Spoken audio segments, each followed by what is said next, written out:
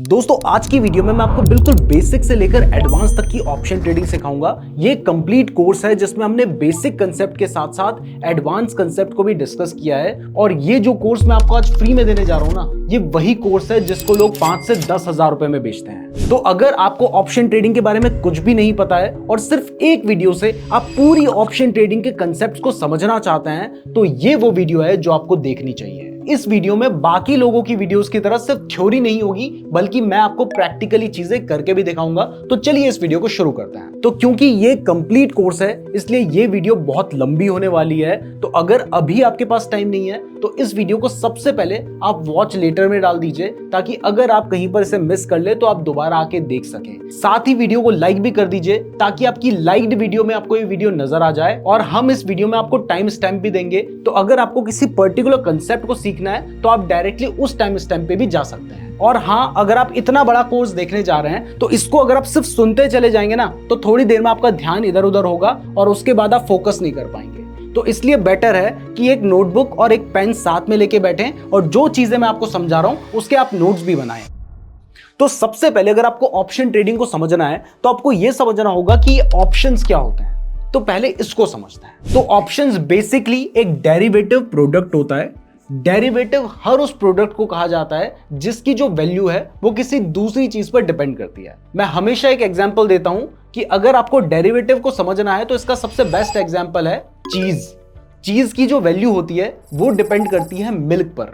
तो चीज क्या है? वो मिल्क का डेरिवेटिव है। अगर मिल्क की प्राइस बढ़ेगी तो चीज की प्राइस भी बढ़ेगी, अगर मिल्क की प्राइस घटेगी तो चीज की प्राइस भी घटेगी। तो इसी तरीके से जो ऑप्शन है वो भी एक डेरिवेटिव कॉन्ट्रैक्ट है, जिसकी जो वैल्यू होती है वो अपनी अंडरलाइंग एसेट पे डिपेंड करती है।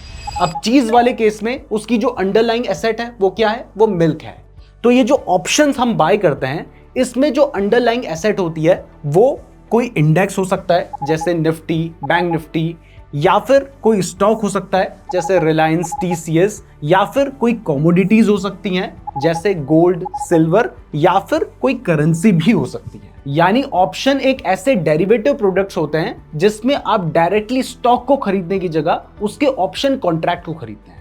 तो अब यहां पर आपके माइंड में सवाल आ रहा होगा कि अगर मैं डायरेक्टली किसी स्टॉक को खरीद सकता हूं, किसी कमोडिटी को खरीद सकता हूं, तो फिर मैं उसके ऑप्शन को क्यों खरीदूं?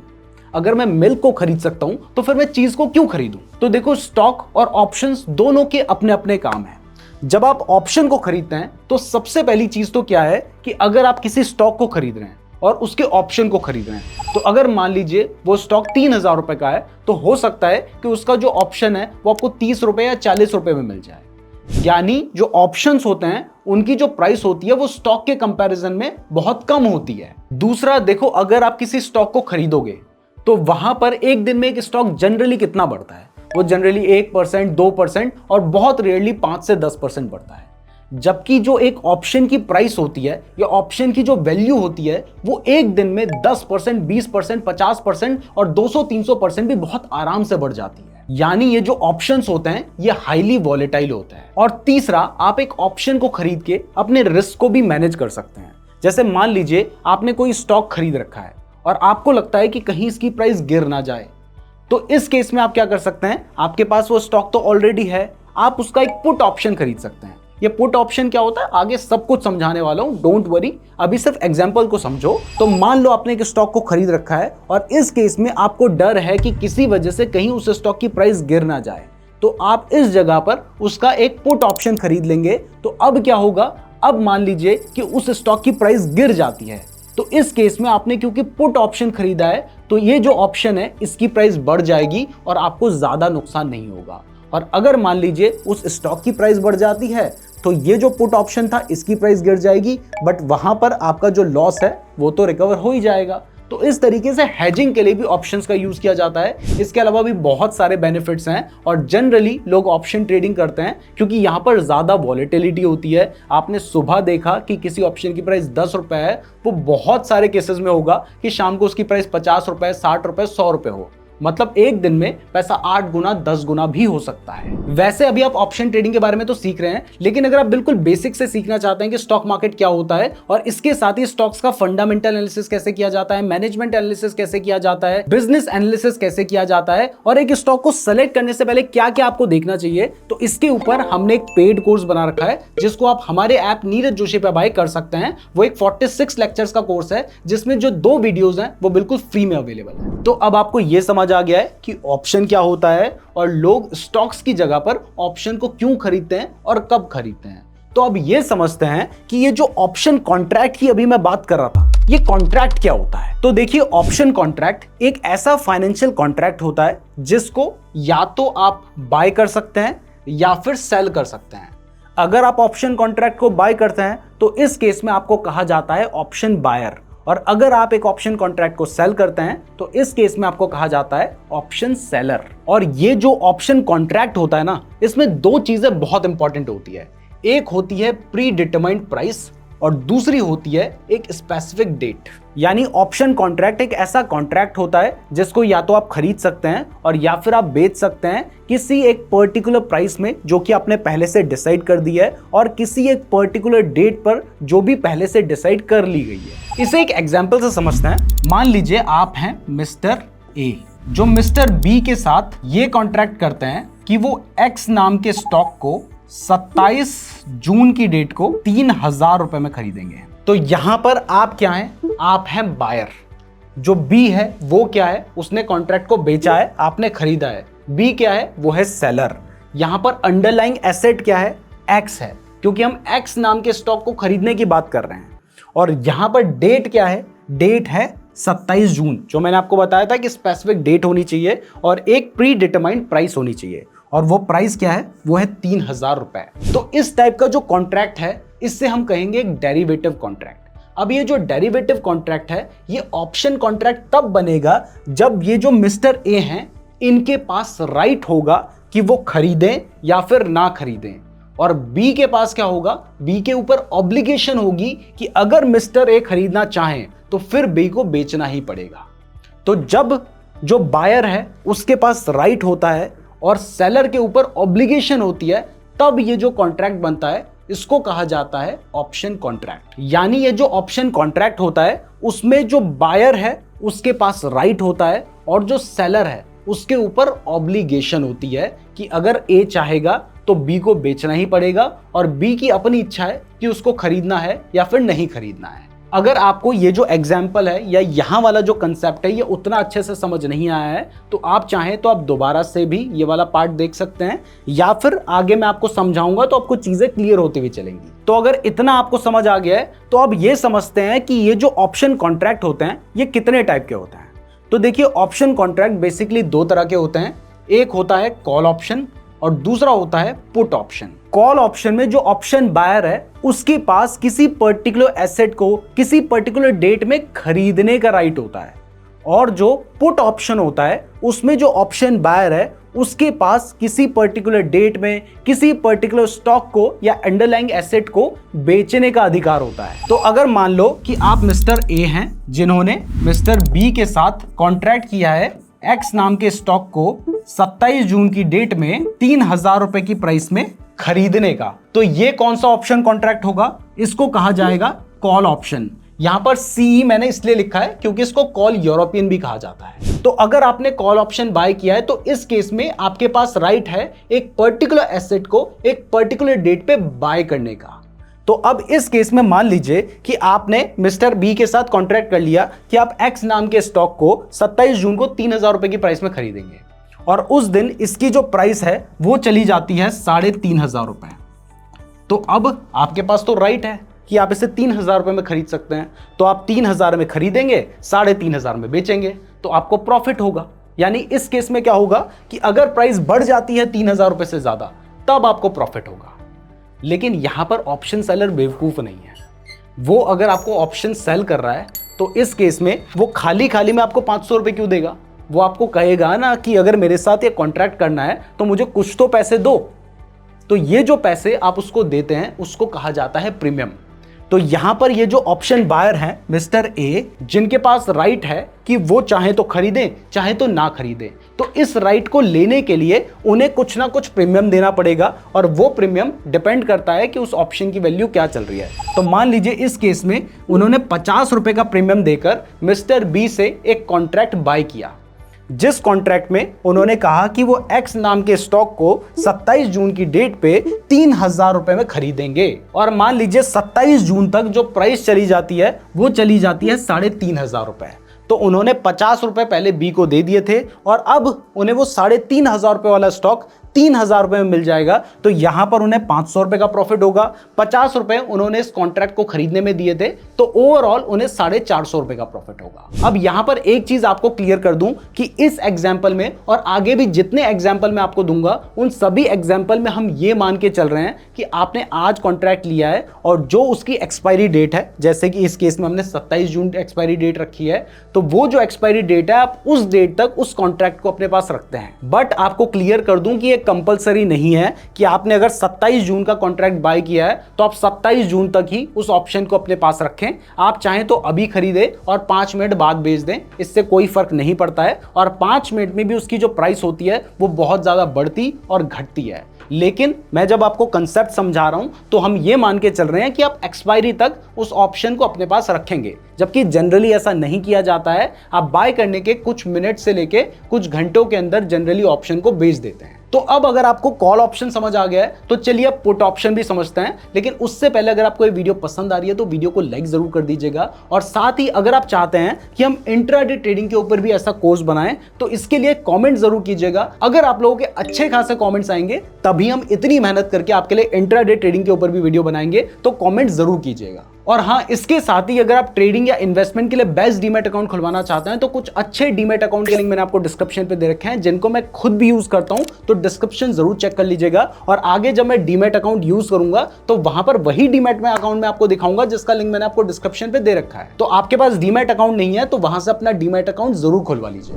तो चलिए अब पुट ऑप्शन को भी समझते हैं। तो देखिए, कॉल ऑप्शन में मैंने आपको समझाया था कि अगर आप एक बायर हैं तो आपके पास राइट है एक स्टॉक को एक पर्टिकुलर डेट पे एक पर्टिकुलर प्राइस में बाय करने का, तो इसको कॉल ऑप्शन कहा जाता है। लेकिन जो पुट ऑप्शन होता है वहां पर आपके पास, अगर आप एक ऑप्शन बायर हैं तो आपके पास राइट होता है एक पर्टिकुलर स्टॉक को या पर्टिकुलर एसेट को किसी पर्टिकुलर डेट में और किसी पर्टिकुलर प्राइस में बेचने का। यानी यहां पर आपके पास राइट टू सेल होता है। तो अगर मान लीजिए आप मिस्टर ए हैं जो मिस्टर बी के साथ ये कॉन्ट्रैक्ट करते हैं कि वो एक्स नाम के स्टॉक को 27 जून की डेट पर 3000 रुपए में सेल करेंगे, तो ये वाला जो कॉन्ट्रैक्ट होगा उसको कहा जाएगा पीई यानी पुट यूरोपियन कॉन्ट्रैक्ट। और इस केस में भी आपने कोई ना कोई प्रीमियम दिया होगा, तो आपने मान लीजिए 50 रुपए का प्रीमियम दे दिया। अब 27 जून के दिन क्या होता है कि आपने कॉन्ट्रैक्ट कर रखा है कि आप 3000 रुपए में बेच सकते हैं, यह आपका अधिकार है, आपके ऊपर ऑब्लिगेशन या आपकी ड्यूटी नहीं है। आप चाहें तो बेचें या ना बेचें, और इसके लिए आपने 50 रुपए का प्रीमियम ऑलरेडी सेलर को दे रखा है। अब मान लीजिए कि 27 जून के दिन ये जो एक्स नाम का स्टॉक है इसकी प्राइस चली जाती है 2500 रुपए, यानी इसकी प्राइस गिर जाती है। तो इस केस में आपके पास तो राइट है कि आप इस स्टॉक को 3000 रुपए में बेच सकते हैं और जो सेलर है उसको 3000 में खरीदना ही पड़ेगा। तो आपने 2500 रुपए वाले स्टॉक को 3000 में बेच दिया, तो यहां पर आपकी कितनी कमाई होगी? आपने 500 रुपए कमाए और 50 रुपए आपने प्रीमियम दे रखा था, तो -50 कर लीजिए। तो यहां पर आपको प्राइस गिरने पर 450 रुपए का प्रॉफिट हो गया। तो पुट ऑप्शन में हमें प्राइस गिरने पे प्रॉफिट होता है और कॉल ऑप्शन में हमें प्राइस बढ़ने में प्रॉफिट होता है। तो देखो, अब मैंने आपको थ्योरी में थोड़ी बेसिक चीजें समझा दी हैं, तो अब मैं आपको ये प्रैक्टिकली भी दिखा देता हूं ताकि आपको बेटर अंडरस्टैंडिंग मिले और उसके आगे के कंसेप्ट फिर हम समझते हैं। तो अब देखिए, अब मैं अपने डीमैट अकाउंट में आ चुका हूं। अब मान लीजिए अगर आप किसी पर्टिकुलर स्टॉक को बाय करना चाहते हैं, जैसे अगर आप टाटा मोटर्स के स्टॉक को बाय करना चाहते हैं तो आप सिंपली ऊपर लिखते हैं टाटा मोटर्स, और जैसे ही आपने टाटा मोटर्स लिख के सर्च किया तो यहां पर आपको ये स्टॉक दिखाई दे रहा है। तो आपने देखा कि टाटा मोटर्स की अभी प्राइस कितनी चल रही है? वो चल रही है 987 रुपीज के आसपास। लेकिन अगर आपको लगता है कि इसकी जो प्राइस है वो 1000 रुपीज जा सकती है, तो इस केस में आप क्या करेंगे? आप टाटा मोटर्स के आगे 1000 लिखिए। जैसे आपने 1000 लिखा है और यहां पर आप प्राइस बढ़ने की बात कर रहे हैं, तो तो आपने कौन सा ऑप्शन बाय करना होता है, आपने कॉल ऑप्शन बाय करना होता है। तो आप देख सकते हैं कि जैसे मैंने 1000 लिख के सर्च किया तो यहां पर हमारे सामने एक ऑप्शन कॉन्ट्रैक्ट खुलकर आ गया है जो कि टाटा मोटर्स का है, जिसकी एक्सपायरी डेट है 27 जून 2024 और यहां पर हम कौन सी प्राइस का ऑप्शन बाय करने जा रहे हैं, वो है 1000 रुपए का।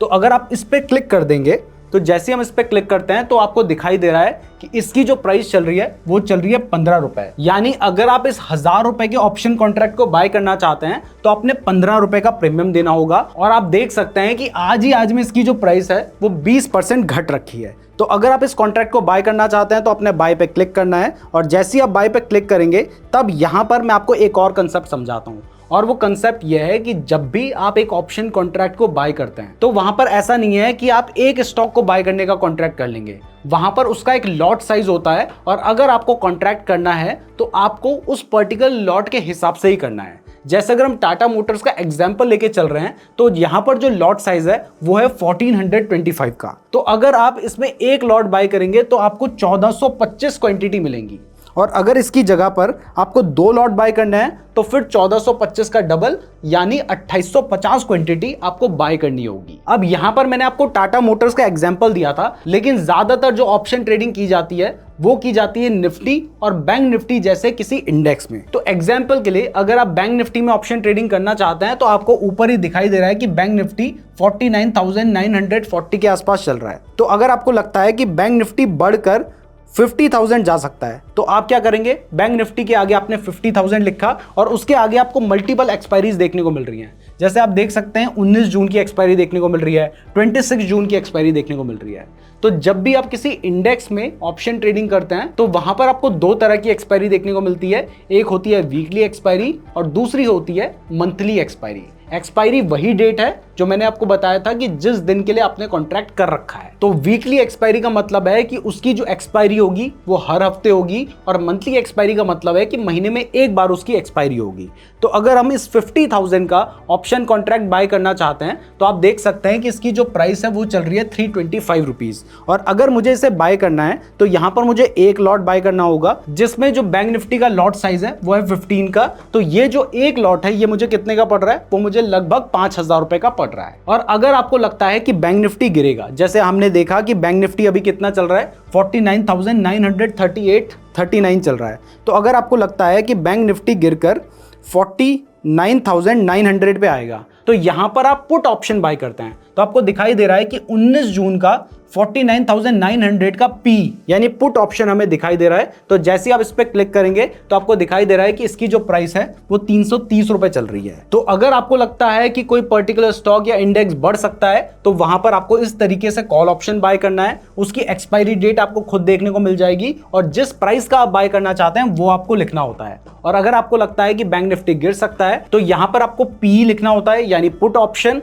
और वो प्राइस लिखनी होती है जिस प्राइस में आपको लगता है कि गिर सकता है और जो जो अवेलेबल एक्सपायरी होंगी वो आपको दिखाई देंगी। तो अभी तक इतना कंसेप्ट मैंने आपको समझाया है, तो इतना मैंने प्रैक्टिकली दिखा दिया है। अब आगे जैसे जैसे कंसेप्ट आएंगे वो भी मैं आपको प्रैक्टिकली दिखाता रहूंगा। वैसे ये जो डीमैट अकाउंट मैं यूज कर रहा हूं ट्रेडिंग के लिए, अगर आप यहां पर डीमैट अकाउंट खुलवाना चाहते हैं तो इसी का लिंक डिस्क्रिप्शन में मैंने दे रखा है। तो अभी तक आपको यह समझ आ गया है कि अगर आप किसी स्टॉक के कॉल ऑप्शन को बाय करते हैं तो इसका मतलब है कि आप उस स्टॉक को लेकर बुलिश हैं और उसकी प्राइस बढ़ने पे आपको प्रॉफिट होता है। और अगर आप किसी पुट ऑप्शन को बाय करते हैं तो इसका मतलब है कि आप उस स्टॉक को लेकर बेरिश हैं और इस केस में आपको प्राइस गिरने से प्रॉफिट होगा।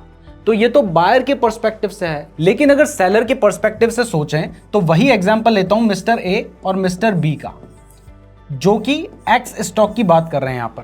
तो अगर मिस्टर ए ये कॉन्ट्रैक्ट कर रहे हैं कि जो प्राइस है वो 3,000 रुपए जाएगी और ये कॉल ऑप्शन है, तो यहां पर ये कॉल ऑप्शन को बाय कर रहे हैं और इन्हें 3,000 रुपए से जब प्राइस ऊपर जाएगी तब प्रॉफिट होगा। लेकिन ये जो ऑप्शन सेलर है इस केस में इसका मानना तो यह है ना कि प्राइस 3,000 रुपए से नीचे ही रहेगी, तभी तो वो इस कॉन्ट्रैक्ट को सेल कर रहा है। और उसको कब प्रॉफिट होगा, उसको तब प्रॉफिट होगा जब प्राइस गिरेगी। जबकि अगर पुट ऑप्शन की बात करें तो यहां पर जो ऑप्शन बायर है उसको प्राइस गिरने से प्रॉफिट होता है, जबकि जो ऑप्शन सेलर है उसको प्राइस बढ़ने से प्रॉफिट होता है। तो अगर आपको इतना समझ आ गया है तो अब ऑप्शंस में कुछ बेसिक टर्म्स और कुछ बेसिक कंसेप्ट्स हैं उनको समझते हैं। लेकिन उससे पहले अगर अभी तक आपने हमारे चैनल को सब्सक्राइब नहीं किया है तो सब्सक्राइब जरूर कर दीजिएगा, क्योंकि अगर आप सब्सक्राइब नहीं करेंगे तो हो सकता है कि हमारी वीडियो आपको दोबारा कभी रिकमेंड ना हो। और हाँ, अगर आप चाहते हो कि हम इंट्राडे ट्रेडिंग के ऊपर भी एक ऐसा कोर्स बनाएं तो फिर कॉमेंट जरूर करना। तो सबसे पहला कंसेप्ट जो आपको पता होना चाहिए वो है spot price. Spot price current market price होती है उस पर्टिकुलर अंडरलाइंग एसेट की। यानी अगर हम टाटा मोटर्स का एग्जांपल ले रहे थे तो वहां पर टाटा मोटर्स की जो प्राइस थी 987 रुपीस की, ये उसकी कौन सी प्राइस थी? ये उसकी स्पॉट प्राइस थी। यानी जिस अंडरलाइंग एसेट का आप कॉन्ट्रैक्ट खरीदना चाहते हैं उसकी जो प्राइस चल रही है उसको हम स्पॉट प्राइस कहते हैं। इसके बाद जो दूसरा कंसेप्ट है वो है स्ट्राइक प्राइस का। स्ट्राइक प्राइस वो प्राइस होती है जिस प्राइस को लेकर आप कॉन्ट्रैक्ट कर रहे हैं। तो जैसे टाटा मोटर्स के केस में हमने क्या माना था कि प्राइस बढ़कर कितना जा सकती है? 1000 रुपीज पर जा सकती है। तो इस केस में ये जो 1000 रुपीज है ये क्या है? ये है उसकी स्ट्राइक प्राइस। तो आपको स्पॉट प्राइस और स्ट्राइक प्राइस समझ आ गई है। तो अब इसके बाद तीसरा कंसेप्ट जो आपको पता होना चाहिए वो है प्रीमियम। प्रीमियम वो प्राइस को कहा जाता है जो आप एक ऑप्शन को बाय करने के लिए देते हैं। यानी अगर आप एक ऑप्शन बायर हैं तो जो प्राइस आप दे रहे हैं उसको कहा जाता है प्रीमियम। तो जैसे टाटा मोटर्स के एग्जांपल में मैंने आपको दिखाया था कि अगर आप इसके ऑप्शन को बाय करना चाहते हैं तो इसकी जो प्राइस चल रही है वो 15 रुपए चल रही है, तो उसको हम प्रीमियम कहते हैं। तो spot price current market price होती है उस अंडरलाइंग एसेट की। स्ट्राइक प्राइस वो प्राइस होती है जहां पर आपको लगता है कि मार्केट जा सकता है, और प्रीमियम उस अमाउंट को कहा जाता है जो अमाउंट आप पे करते हैं एक कॉन्ट्रैक्ट को बाय करने के लिए। तो अब ये समझते हैं कि ये जो प्रीमियम है यानी ये जो ऑप्शन की प्राइस है ये कैलकुलेट कैसे होती है। तो देखिए, ये जो ऑप्शन की प्राइस होती है ना, इसमें बेसिकली दो चीजें इंक्लूड होती हैं। एक होती है उसकी इंट्रिंसिक वैल्यू और दूसरी इसमें एक टाइम वैल्यू भी होती है। आपको पता है कि एक ऑप्शन की एक्सपायरी है, तो जैसे जैसे ऑप्शन अपनी एक्सपायरी के पास जाता रहता है वैसे वैसे उसमें जो टाइम वैल्यू होती है वो कम होती चली जाती है। और जिस दिन ऑप्शन की एक्सपायरी होती है या जिस वक्त पे वो ऑप्शन एक्सपायर होता है उस टाइम पर उसमें से टाइम वैल्यू खत्म हो जाती है। यानी जितना लंबा टाइम एक ऑप्शन को एक्सपायर होने में होगा उतना ज़्यादा उसमें एक टाइम वैल्यू होगी, जिस वजह से वो आपको महंगा मिलेगा। और जैसे जैसे वो टाइम कम होता जाएगा वैसे वैसे इस प्राइस में जो टाइम वैल्यू होगी वो भी घटती चली जाएगी। इसको भी मैं आपको वो टाटा मोटर्स वाले एग्जाम्पल से समझाता हूँ। हमने देखा था कि उसमें जो उसकी स्पॉट प्राइस थी वो कितनी थी? वो थी 987 रुपीज़। और हम जो स्ट्राइक प्राइस का ऑप्शन लेना चाह रहे थे वो कितना था? वो था 1000 रुपीज़ का। और उसमें जो प्रीमियम की प्राइस थी वो कितने रुपए थी? हमने देखा था कि लगभग 15 रुपीज के आसपास थी। तो अब अगर हमें यह देखना है कि उस ऑप्शन की प्राइस में इंट्रिंसिक वैल्यू और टाइम वैल्यू कितनी है, तो इसके लिए हमें पहले इंट्रिंसिक वैल्यू निकालनी होगी। तो इंट्रिंसिक वैल्यू निकालने का फॉर्मूला होता है strike price minus spot price. तो स्ट्राइक प्राइस कितनी है? 1000 रुपीज। स्पॉट प्राइस कितनी चल रही थी? 987 रुपीज। यानी लगभग यहां पर जो इंट्रिंसिक वैल्यू निकल कर आई थी वो थी 13 रुपए, लेकिन उस ऑप्शन की जो प्राइस चल रही थी वो 15 रुपए चल रही थी। यानी उस ऑप्शन कॉन्ट्रैक्ट में 2 रुपए जो थे वो थे टाइम वैल्यू के। और जैसे जैसे एक्सपायरी के पास वो ऑप्शन चला जाता है वैसे वैसे ये 2 रुपए खत्म हो जाते हैं। अब इसकी जगह पर आप मान लीजिए कि आप 1010 रुपए की स्ट्राइक प्राइस का ऑप्शन बाय करते हैं, तो इस केस में आपकी जो इंट्रिंसिक वैल्यू निकल कर आती वो होती 1010 रुपीज माइनस 987 यानी 23 रुपीज। और इसमें भी टाइम वैल्यू लगभग 2 रुपए के आसपास रहती। तो इस जो 1010 की स्ट्राइक प्राइस है इस ऑप्शन के जो प्रीमियम की प्राइस होती वो निकल कर आती 23 प्लस 2 रुपए जो टाइम वैल्यू है 25 रुपए। तो अब इसके बाद नेक्स्ट बेसिक कंसेप्ट जो आपको पता होना चाहिए वो ये है कि जो ऑप्शन की प्राइस है वो बढ़ती और घटती कैसे है। तो देखिए, ऑप्शन की जो प्राइस होती है वो मेनली दो चीजों पे डिपेंड करती है, जबकि एक स्टॉक की जो प्राइस होती है उसकी फ्लक्चुएशन सिर्फ एक चीज पे डिपेंड करती है, वो है मार्केट में सेंटिमेंट्स। यानी अगर बायर्स ज्यादा होंगे तो उसकी प्राइस बढ़ेगी, अगर सेलर ज्यादा होंगे तो प्राइस घटेगी। लेकिन अगर हम ऑप्शन प्राइस की बात करें तो यहां पर मार्केट सेंटिमेंट्स तो हैं ही कि अगर उस अंडरलाइंग एसेट की प्राइस बढ़ेगी तो प्राइस बढ़ेगी, अगर प्राइस घटेगी तो घटेगी।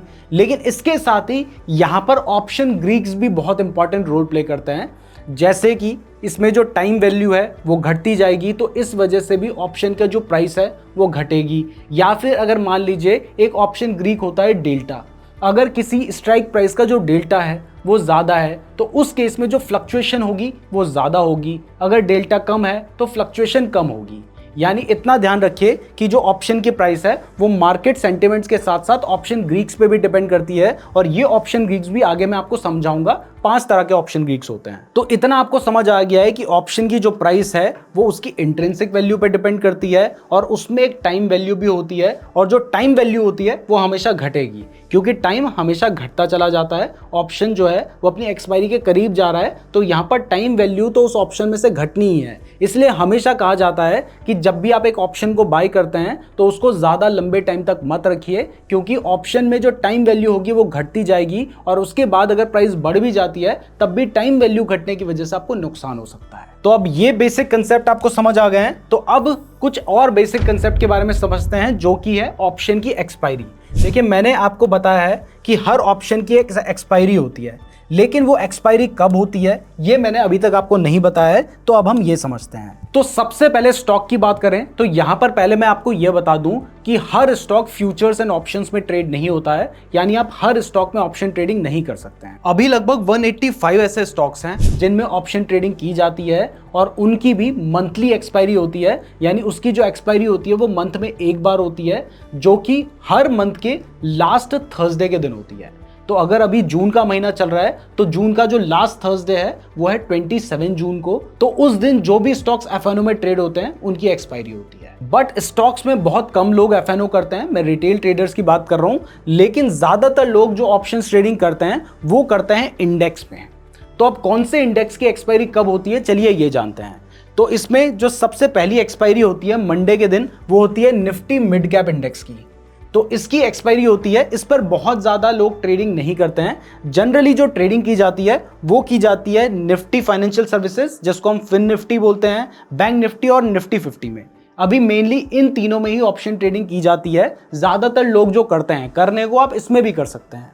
तो अब अगर फिन निफ्टी की बात करें तो उसकी जो एक्सपायरी होती है वो हर ट्यूसडे को होती है, यानी हर हफ्ते के ट्यूसडे को इसकी वीकली एक्सपायरी होगी, और जो मंथली एक्सपायरी होगी वो मंथ के लास्ट ट्यूसडे को होगी।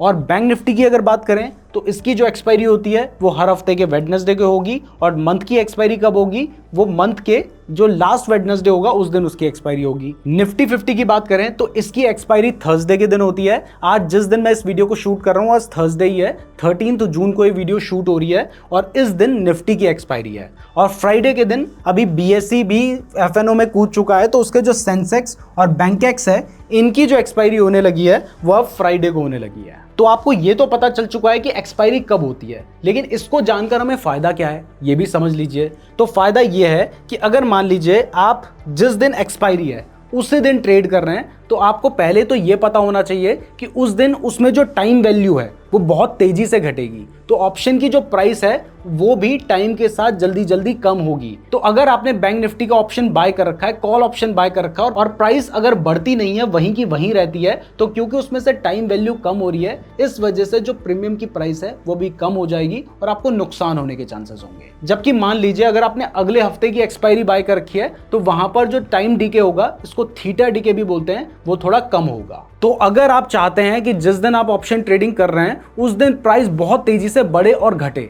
तो जनरली माना जाता है कि फिर आपको एक्सपायरी के दिन ट्रेड करना चाहिए।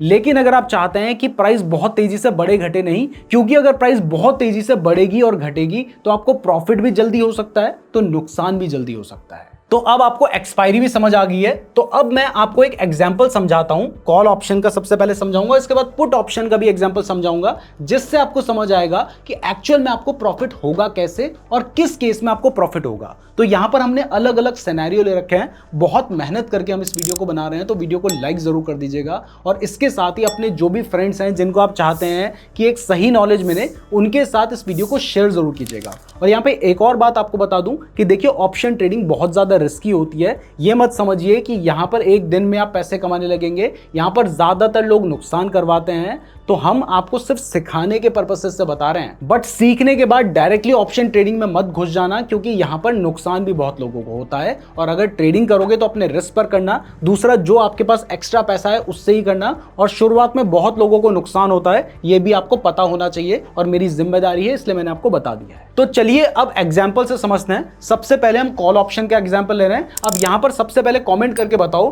कि कॉल ऑप्शन आप कब बाय करते हो, या अभी के अभी कमेंट करना है आपने। तो अब अगर आपने कमेंट कर दिया है तो अब चलिए इस एग्जांपल को समझते हैं। तो इस एग्जांपल को हमने गोल्ड के हिसाब से दिया है जो कि कमोडिटीज में आता है। आप चाहें तो स्टॉक के हिसाब से भी लेंगे तो सेम ही बात है। हमारा मतलब है आपको एक कंसेप्ट समझाना, तो उस कंसेप्ट को समझाने के लिए हमने एग्जांपल लिया है। तो कॉल ऑप्शन को हम तब बाय करते हैं जब हमें लगता है कि प्राइस बढ़ सकती है, और जब आप कॉल को बाय कर रहे हैं तो वहां पर प्राइस बढ़ने से आपको प्रॉफिट होता है। तो मान लेते हैं कि अभी गोल्ड की जो प्राइस है वो 66,000 रुपीज चल रही है, जिसकी जो एक्सपायरी है वो है 28 जून 2024, और आपको लगता है कि इस एक्सपायरी की डेट तक इसकी जो प्राइस है वो 67,000 रुपीज जा सकती है। तो आप क्या करते हैं, आप 67,000 का कॉल ऑप्शन बाय करते हैं 28 जून की एक्सपायरी का, जिसके लिए आप प्रीमियम कितना पे करते हैं, 184 रुपीज। तो अब आपको कौन सी केस पे प्रॉफिट होगा, चलिए ये समझते हैं। तो सबसे पहला सिनेरियो है कि आपने 67,000 की स्ट्राइक प्राइस का ऑप्शन बाय कर रखा है और गोल्ड की जो प्राइस है वो एक्सपायरी के दिन 66,900 पे जाके क्लोज होती है, यानी आपका जो टारगेट था उससे 100 पॉइंट नीचे क्लोज होती है। तो इस केस में आपने 184 रुपीज तो पहले ही सेलर को दे दिए थे, और आपको ये जो 66,900 का गोल्ड है ये उस सेलर से 67,000 में मिलेगा। तो आप 100 रुपए महंगा उससे क्यों खरीदेंगे? तो इस केस में आप उससे बाय नहीं करेंगे, और ये जो प्रीमियम आपने पे किया है वो तो उसके पास चला ही गया है, तो आपको कोई प्रॉफिट नहीं होगा। यानी आपने सेलर को 184 रुपए दिए थे और आपको 0 रुपए का प्रॉफिट होगा, तो सेलर को 184 का प्रॉफिट हो जाएगा, और आप अगर एक ऑप्शन बायर हैं तो उसको 184 रुपीज का लॉस हो जाएगा जो कि उसने प्रीमियम पे किया है। ये पहला सिनेरियो था जहां पर प्राइस जो आपने सोचा था वैसा नहीं हुआ। अब दूसरा सिनेरियो मान के चलते हैं कि जैसा आपने सोचा था कि प्राइस 67,000 पे चली जाएगी, यानी जब प्राइस 66,000 चल रही थी तब आपने 67,000 प्राइस जाएगी ये मान के एक ऑप्शन बाय किया था। तो इस केस में जो गोल्ड की प्राइस है वो 67,000 रुपीज आ चुकी है। अब आप देखो कि जो गोल्ड है वो आपको मार्केट में भी 67,000 का मिल रहा है, और वो जो सेलर है वो भी आपको 67,000 में देगा। तो इस केस में भी आपको कोई बेनिफिट नहीं होगा, और 184 रुपीज का प्रीमियम तो आप ऑलरेडी पे कर चुके हो। तो यहां पर सेलर को आपको कोई भी रुपया नहीं देना पड़ेगा और उसको 184 रुपए का प्रॉफिट हो जाएगा, जबकि आप जो ऑप्शन बायर हैं उसने 184 रुपीज ऑलरेडी दे रखे थे और उसको 184 रुपीज का नुकसान हो जाएगा। यानी अगर जो गोल्ड की प्राइस 66,000 है और 67,000 का आप टारगेट लेकर चल रहे हैं, यानी आपकी जो स्ट्राइक प्राइस है वो 67,000 है, वहां पर प्राइस अगर नहीं पहुंचती है तब भी आपको नुकसान होगा। अगर उस दिन प्राइस वहां पर पहुंच जाती है तब भी आपको नुकसान होगा। तो अब समझते हैं कि अगर प्राइस उससे 100 पॉइंट ऊपर निकल जाती है तब क्या आपको प्रॉफिट होगा, चलिए ये देखते हैं। तो जब गोल्ड की प्राइस 66,000 चल रही थी तब आपने 67,000 का कॉल ऑप्शन बाय किया था, लेकिन एक्सपायरी के दिन आपने जो सोचा था उससे भी बेटर होता है और गोल्ड की जो प्राइस है वो 67,100 चली जाती है। तो इस केस में जो गोल्ड मार्केट में 67,100 का मिल रहा है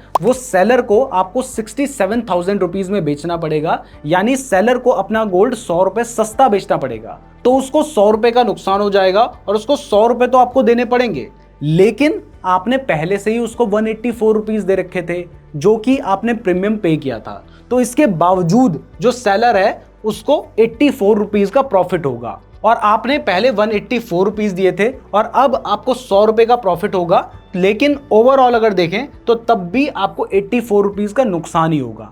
यानी ये जो तीनों सिनेरियो हैं इनमें आपको नुकसान हो रहा है। तो आपको प्रॉफिट होगा कब? आपको प्रॉफिट तब होगा जब आपने जो स्ट्राइक प्राइस रखी है और उसके ऊपर जो प्रीमियम आपने पे किया था इसको जब आप जोड़ लेंगे और इससे ऊपर जब प्राइस जाती है तब आपको प्रॉफिट होगा। यानी जब प्राइस 67,184 रुपीज से ऊपर जाएगी तब आपको प्रॉफिट होगा। तो इस केस में क्या हुआ कि जो गोल्ड की प्राइस है वो एक्सपायरी के दिन 67,185 रुपीज पहुंच गई। तो आपने सेलर को पहले 184 रुपीज का प्रीमियम पे किया था, लेकिन अब सेलर को 67,185 रुपीज का जो गोल्ड है उसको 67,000 रुपीज में बेचना पड़ रहा है, यानी 185 रुपए के नुकसान में बेचना पड़ रहा है। बट 184 रुपए उसे पहले से मिल गए हैं, तो इस केस में उसको कितने का नुकसान होगा? उसको 1 रुपए का नुकसान होगा।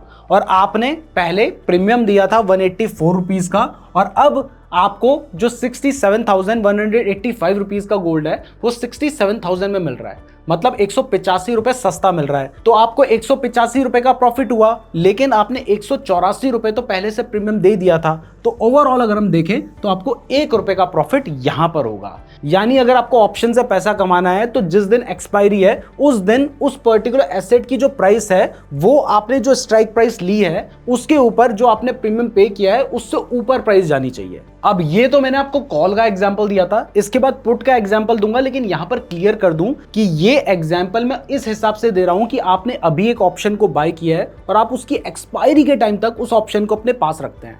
लेकिन मैं आपको पहले ही बता चुका हूं कि जब भी आप एक ऑप्शन को बाय करते हैं तो उसको आपकी कोशिश होती है कि जल्दी से जल्दी आप उससे प्रॉफिट निकालें और जल्दी से जल्दी आप उससे एग्जिट करें, क्योंकि जितना टाइम आप उस ऑप्शन को अपने पास रखेंगे उतना टाइम उस ऑप्शन की प्राइस में से टाइम वैल्यू घटती चली जाएगी, जिस वजह से आपके लिए प्रॉफिट कमाना मुश्किल होगा और आपको ये जो प्रीमियम है ये भी कमाना पड़ जाएगा। तो अब आपको ये वाला एग्जांपल क्लियर हो गया है, तो चलिए अब पुट का एग्जांपल भी देख लेते हैं कि इस केस में आपको कब प्रॉफिट होगा। तो यहां पर हम एक स्टॉक का एग्जांपल लेके चल रहे हैं जिसका नाम है रिलायंस इंडस्ट्रीज लिमिटेड। तो मान लेते हैं कि अभी रिलायंस की जो प्राइस चल रही है वो चल रही है 3000 रुपए और आपको लगता है कि 27 जून जो कि इसकी एक्सपायरी है उस टाइम पर रिलायंस की जो प्राइस है वो 3200 रुपए से कम रहेगी। तो आप 3200 रुपीज की स्ट्राइक प्राइस का पुट ऑप्शन बाय करते हैं जिसके लिए आप 201 रुपए का प्रीमियम पे करते हैं। तो अब मान लेते हैं कि जिस दिन एक्सपायरी होती है उस दिन जैसा आपने सोचा था वैसा नहीं होता है और रिलायंस की प्राइस बढ़कर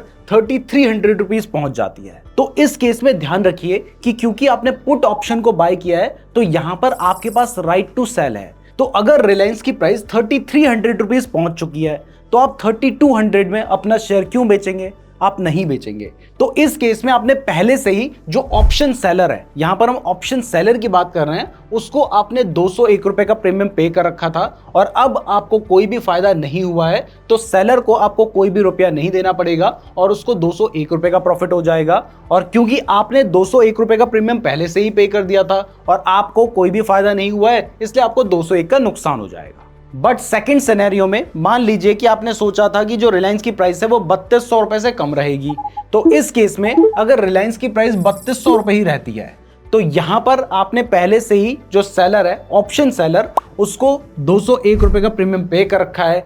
अब अगर आप मार्केट में अपना शेयर बेचेंगे तब भी आपको 3200 मिलने हैं, अगर आप उस सेलर को अपना शेयर बेचेंगे तब भी आपको 3200 रुपए मिलने हैं। तो यहां पर आपको कोई एक्स्ट्रा बेनिफिट नहीं होगा, इसलिए आपका बेनिफिट है 0 और आप ऑलरेडी 201 रुपए सेलर को दे चुके हैं तो सेलर को 201 रुपए का प्रॉफिट हो जाएगा और आप जो ऑप्शन बायर हैं, पुट ऑप्शन बायर हैं, उसको 201 रुपए का नुकसान हो जाएगा।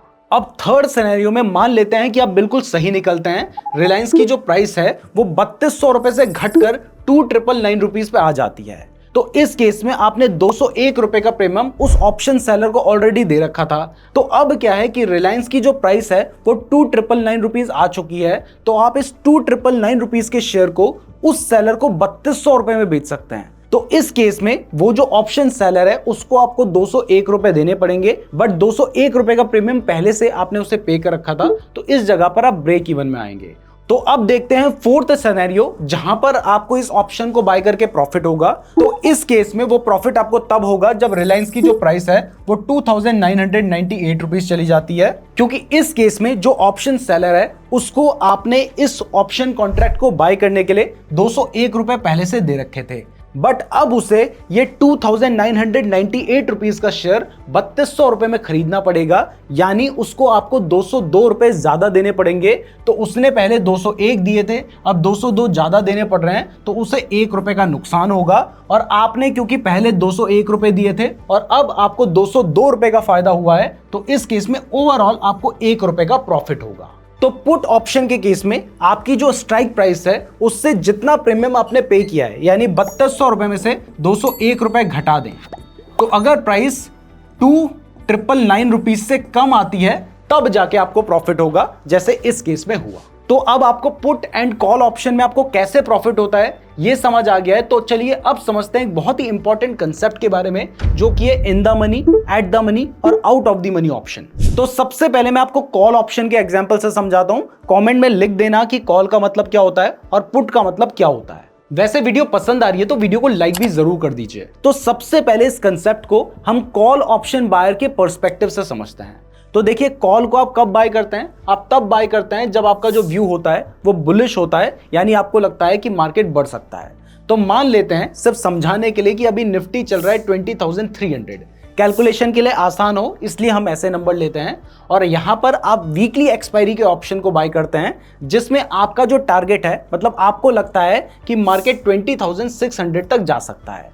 तो यहां पर आपकी स्पॉट प्राइस क्या होगी और आपकी स्ट्राइक प्राइस क्या होगी ये भी कमेंट कर दीजिएगा। तो यहां पर भले ही आपका जो टारगेट है वो 20,600 का है, लेकिन इस जगह पर आपके पास बहुत सारे तरह की स्ट्राइक प्राइस अवेलेबल होती है जिनको आप बाय कर सकते हैं। जैसे भले ही आपको लग रहा है कि मार्केट 20,600 तक जा सकता है, लेकिन आप 20,300 का ही कॉल ऑप्शन बाय कर सकते हैं। मतलब अभी बैंक निफ्टी 20,300 पर है और आप 20,300 का ही कॉल ऑप्शन बाय कर रहे हैं। यानी आप ये मान के चल रहे हैं कि ये जो एक्सपायरी है उस एक्सपायरी तक निफ्टी 20,300 से ऊपर रहेगा। बट क्योंकि ऑलरेडी निफ्टी 20,300 पर ही है और आप 20,300 की स्ट्राइक प्राइस का ही ऑप्शन बाय कर रहे हैं, तो इसको ATM यानी एट द मनी ऑप्शन कहा जाता है। लेकिन अगर आप 20,300 से बड़ा यानी 20,400 का कॉल ऑप्शन बाय करते हैं, 20,500 का कॉल ऑप्शन बाय करते हैं या 20,600 का कॉल ऑप्शन बाय करते हैं या उससे ज्यादा कितना भी बड़ा कॉल ऑप्शन बाय करते हैं, तो इसको out of the money option यानी OTM ऑप्शन कहा जाता है। जिसके पीछे का रीजन यह है कि अभी बैंक निफ्टी 20,300 पे है और वो 20,400 पर अभी गया नहीं है, इसलिए वो out of the money option है। तो आप इसको भी बाय कर सकते हैं। और सिर्फ इतना ही नहीं, आप चाहें तो बैंक निफ्टी अभी 20,300 पे चल रहा है, लेकिन आप 20,200 का भी कॉल ऑप्शन बाय कर सकते हैं, 20,100 का भी कर सकते हैं, 20,000 का भी कर सकते हैं और उससे कुछ स्ट्राइक प्राइस पीछे का भी कर सकते हैं। तो अगर बैंक निफ्टी अभी 20,300 पर है और आप 20,200 का कॉल ऑप्शन बाय कर रहे हैं, तो इसका मतलब है कि आप ये कह रहे हैं कि इस वीक की जो एक्सपायरी होगी उस टाइम पर बैंक निफ्टी 20,200 से ऊपर रहेगा, जबकि वो तो ऑलरेडी 20,200 से ऊपर है यानी 20,300 पर है। तो जब आप किसी ऐसे कॉल ऑप्शन को बाय करते हैं जो स्ट्राइक प्राइस ऑलरेडी पार हो चुकी है, तो उसको हम इन द मनी ऑप्शन कहते हैं। तो यहां पर कुछ एग्जांपल लेके ये समझने की कोशिश करते हैं कि अगर आप एट द मनी ऑप्शन को बाय करेंगे तब आपको ज्यादा फायदा हो सकता है, इन द मनी ऑप्शन को बाय करेंगे तब ज्यादा फायदा हो सकता है, या फिर out of the money option को बाय करने में ज्यादा फायदा होता है। तो सबसे पहले मैं आपको बता दूं कि ऑप्शन की जो प्राइस है जिसको हम प्रीमियम कहते हैं वो दो चीजों पर डिपेंड होती है। ये मैं आपको पहले भी बता चुका हूं, एक है इंट्रिंसिक वैल्यू और दूसरी है टाइम वैल्यू। तो अगर मान लीजिए कि अभी बैंक निफ्टी 20,300 पे चल रहा है और आप 20,300 का ही कॉल ऑप्शन बाय करते हैं, तो ये क्या होता है, ये होता है एट द मनी ऑप्शन। तो जो एट द मनी ऑप्शन है इसमें इंट्रिंसिक वैल्यू क्या होगी, तो इसमें इंट्रिंसिक वैल्यू निकालने के लिए हमें स्ट्राइक प्राइस से स्पॉट प्राइस को माइनस करना होगा।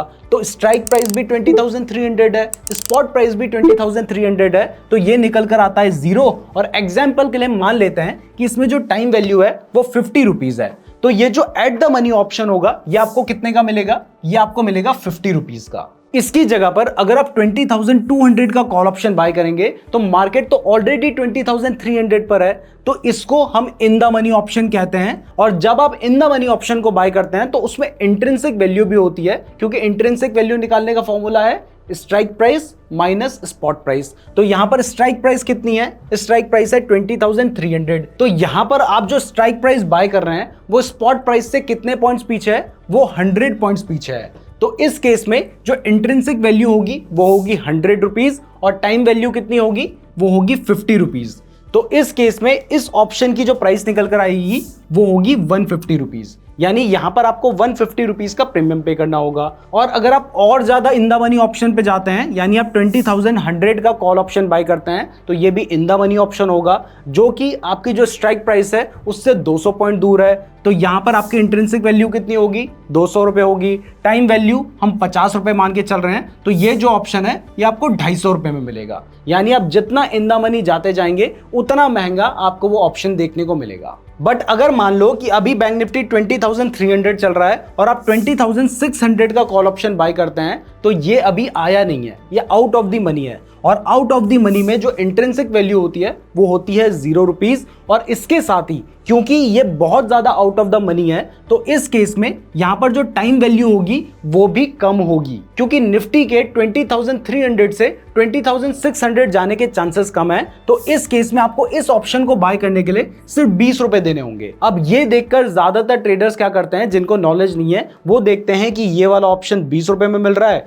ये 250 में मिल रहा है, ये 150 में मिल रहा है, ये 50 रुपए में मिल रहा है। उनको लगता है कि जो ऑप्शन सबसे सस्ता मिल रहा है उसको खरीद लेते हैं, क्योंकि यहां पर फायदा होने के चांसेस ज्यादा होंगे। तो अब ये मैं आपको एक एग्जांपल से समझाता हूं। तो सबसे पहले सिनेरियो में मान लेते हैं कि जैसा आपने सोचा था वैसा ही हुआ और निफ्टी 20,600 पे जाके क्लोज होता है। तो इस केस में ऑप्शन की प्राइस में से टाइम वैल्यू तो खत्म हो चुकी होगी और इंट्रिंसिक वैल्यू सिर्फ उसमें बचेगी। तो अब जो निफ्टी है वो 20,600 पर है और आपने 20,200 का ऑप्शन बाय कर रखा था। तो अब ये जो 20,200 का ऑप्शन है इसकी प्राइस हो जाएगी 400 रुपए और इसको बाय करने के लिए आपने इन्वेस्टमेंट कितनी की थी, आपने की थी 150 रुपीज, यानी ओवरऑल आपको 250 रुपए का प्रॉफिट होगा। अब इसकी जगह पर अगर आपने 20,300 का ही कॉल ऑप्शन बाय किया होगा जो उस टाइम पर एट द मनी ऑप्शन था, तो आप 20,600 क्योंकि मार्केट जा चुका है तो 20,600 माइनस 20,300 यानी इसकी जो प्राइस होगी वो होगी 300 रुपीज। लेकिन इसको बाय करने के लिए आपने जो इन्वेस्टमेंट की होगी वो होगी 50 रुपीज की, तो ओवरऑल आपको 250 रुपीज का प्रॉफिट होगा। बट अगर मान लीजिए उस टाइम पर बैंक निफ्टी 20,300 चल रहा था और आपने 20,600 का कॉल ऑप्शन बाय किया होगा और मार्केट 20,600 पे चला भी जाता है, तो इस केस में 20,600 माइनस 20,600 यानी आपको 0 रुपए का प्रॉफिट होगा और आपने 20 रुपए का तो प्रीमियम पहले ही पे कर दिया था, तो आपको ओवरऑल देखें तो 20 रुपए का नुकसान होगा। अब ये तो वो सिनेरियो था जहां पर आपने जैसा सोचा बिल्कुल वैसा ही हुआ। लेकिन अगर वैसा नहीं हुआ और निफ्टी 20,500 पर जाकर क्लोज हो जाता है, आपने सोचा था कि 20,600 पे जाएगा, तो इस केस में आपने 20,200 का अगर कॉल ऑप्शन बाय किया होगा तो यहां पर उसकी जो प्राइस होगी वो 300 रुपए हो जाएगी। 150 रुपए में आपने उसे बाय किया था तो आपको 150 रुपए का प्रॉफिट होगा। अगर आपने at the money option buy किया होगा 20,300 का, तो इस केस में मार्केट जो है वो 20,500 जा चुका है और आपने 20,300 बाय किया था, तो इसकी जो प्राइस होगी वो होगी 200 रुपीज, जिसको बाय करने में आपने 50 रुपए दिए थे, तो आपको ओवरऑल 150 रुपए का प्रॉफिट होगा। बट इस केस में भी अगर आपने 20,600 का कॉल ऑप्शन बाय किया होगा तो 20,500 पे जाके मार्केट क्लोज हो गया, आपने 20,600 का ऑप्शन बाय किया था, तो इसकी जो प्राइस है वो नेगेटिव तो नहीं जा सकती, यानी इसकी जो प्राइस होगी वो 0 रुपीज होगी। प्रैक्टिकली 0 नहीं होती है, 0.05 रुपीज होती है, यानी कुछ भी पैसा नहीं बचेगा। और आपने पेमेंट कितनी की थी, आपने 20 रुपए दे रखे थे, तो आपको ओवरऑल 20 रुपीज का यहां पर भी लॉस हो जाएगा। यानी अगर हम ये सारे सिनेरियो के हिसाब से देखें तो अगर आप out of the money option buy करते हैं तो वहां पर भले ही वो ऑप्शन आपको सस्ता मिलता है लेकिन वहां पर प्रॉफिट होने के चांसेस बहुत कम होते हैं। जबकि अगर आप एट द मनी या इन द मनी ऑप्शन को बाय करेंगे तो वो आपको थोड़ा महंगा मिलेगा, लेकिन आउट ऑफ द मनी के कंपैरिजन में आपको प्रॉफिट होने के चांसेस ज्यादा होंगे। अब ये वो एडवांस चीजें हैं जो कि कोर्सेज में बताई जाती है, मैं आपको बिल्कुल फ्री में बता रहा हूं और इवन कुछ लोग तो ये कोर्सेज में भी नहीं बताते हैं। तो इसके लिए कम से कम वीडियो को लाइक जरूर कर दीजिए और साथ ही साथ वीडियो को शेयर भी कर देना। और हाँ, डीमैट अकाउंट नहीं खुलवाया तो लिंक डिस्क्रिप्शन पे दिया गया है। तो अब आपने कॉल के पर्सपेक्टिव से एटीएम, आईटीएम, ओटीएम को समझ लिया, तो अब चलिए पुट के पर्सपेक्टिव से भी समझते हैं, क्योंकि यहां पर थोड़ा सा डिफरेंस होता है। तो देखिए, सबसे पहले जब आप पुट बाय कर रहे हैं तो इसका मतलब है कि आपका जो व्यू है वो मार्केट को लेकर बेयरिश है। तो मान लेते हैं कि जो निफ्टी है वो अभी 20,300 पे चल रहा है और आपको लगता है कि जो वीकली एक्सपायरी होगी उसमें निफ्टी 20,000 पे जाके क्लोज होगा। तो इस केस में जो एट द मनी ऑप्शन है वो तो बिल्कुल सेम रहेगा, क्योंकि अभी मार्केट 20,300 पे चल रहा है और आप कह रहे हैं कि इस वीकली एक्सपायरी पे जो निफ्टी है वो 20,300 से नीचे रहेगा या 20,300 पे रहेगा, तो वो ऑलरेडी है, इसलिए वो एट द मनी रहेगा। लेकिन यहां पर जो इन द मनी है और आउट ऑफ द मनी है वो चेंज हो जाएंगे, क्योंकि यहां पर अगर इन द मनी की बात करें तो हम कह रहे हैं कि मार्केट गिरेगा, तो वो 20,400 से तो ऑलरेडी नीचे गिर चुका है ना, तो इसलिए उसको इन द मनी कहा जाएगा। 20,500 से भी नीचे है इसलिए वो इन द मनी है, और 20,600 से भी नीचे है तो उसको भी हम इन द मनी ऑप्शन ही कहेंगे। जबकि अगर हम बियरिश व्यू से देख रहे हैं तो मार्केट अभी 20,200 पर गया नहीं है, तो ये हमारे लिए आउट ऑफ द मनी होगा। 20,100 भी नहीं गया है, 20,000 भी नहीं गया है, तो ये हमारे लिए हो जाएंगे out of the money option. यानी कॉल एंड पुट में जो इन द मनी है और आउट ऑफ द मनी है वो रिवर्स हो जाते हैं। और यहां पर अगर आप कैलकुलेशन करेंगे तब भी आपको ये समझ आ जाएगा कि आउट ऑफ द मनी में आपको प्रॉफिट होने के चांसेस कम होते हैं। भले ही आपको वहां पर पैसे कम देने पड़ते हैं, लेकिन एट द मनी या इन द मनी ऑप्शन को बाय करोगे तो वहां पर आउट ऑफ द मनी के कंपैरिजन में प्रॉफिट होने के चांसेस थोड़े से बढ़ जाएंगे। तो अब अगर आपको ये कंसेप्ट भी क्लियर हो गया है तो चलिए अब बढ़ते हैं थोड़े एडवांस कंसेप्ट की तरफ, जो कि है ऑप्शन ग्रीक्स। तो देखो, मैंने आपको बताया था कि एक स्टॉक की जो प्राइस होती है वो सिर्फ मार्केट सेंटिमेंट पे डिपेंड करती है, लेकिन एक ऑप्शन की प्राइस मार्केट सेंटिमेंट के साथ साथ ऑप्शन ग्रीक्स पे भी डिपेंड करती है। तो इसलिए आपके लिए ऑप्शन ग्रीक्स को समझना भी बहुत इंपॉर्टेंट है। तो बेसिकली 5 तरह के ऑप्शन ग्रीक्स होते हैं, जो कि हैं डेल्टा, गामा, वेगा, थीटा और रो। और ये जो 5 ऑप्शन ग्रीक्स हैं, इनका असर एक ऑप्शन की प्राइस में, यानी जिसको हम प्रीमियम कह रहे हैं, उस पर पड़ता है। इसमें सबसे पहले अगर डेल्टा की बात करें तो डेल्टा हमें बताता है कि जो अंडरलाइंग एसेट है उसकी वैल्यू में चेंज आने से एक ऑप्शन की प्राइस में कितना चेंज आएगा।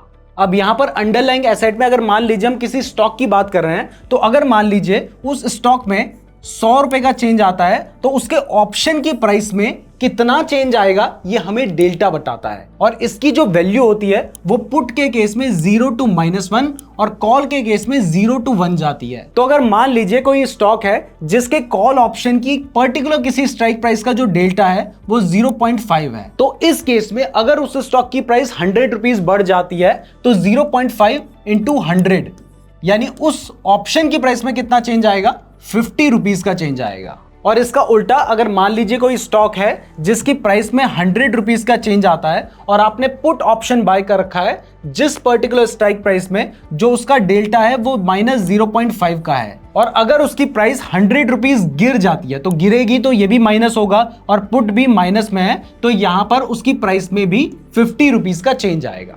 अब इसकी जगह पर अगर मान लीजिए कोई एक ऐसी स्ट्राइक प्राइस है जिस पे जो डेल्टा है वो 0.7 का है, तो यहां पर उस स्ट्राइक प्राइस में 70 रुपए का चेंज आएगा। और अगर कोई ऐसी स्ट्राइक प्राइस है जिसमें जो डेल्टा है वो 0.3 का है, तो वहां पर 30 रुपए का चेंज आएगा। तो ये डेल्टा बहुत इंपॉर्टेंट रोल प्ले करता है, और अभी ये 5 ऑप्शन ग्रीक्स को कैसे देखना है वो भी मैं आपको बताऊंगा। तो डेल्टा क्या होता है ये आपको समझ आ गया है, तो चलिए अब गामा को समझ लेते हैं। गामा आपको यह बताता है कि किसी पर्टिकुलर स्ट्राइक प्राइस में डेल्टा में कितना चेंज आ सकता है, यानी गामा डेल्टा के चेंज को बताता है। और ये सबसे ज्यादा होता है एट द मनी ऑप्शन के लिए, और जितना out of the money options होते हैं उनके लिए ये सबसे कम होता है।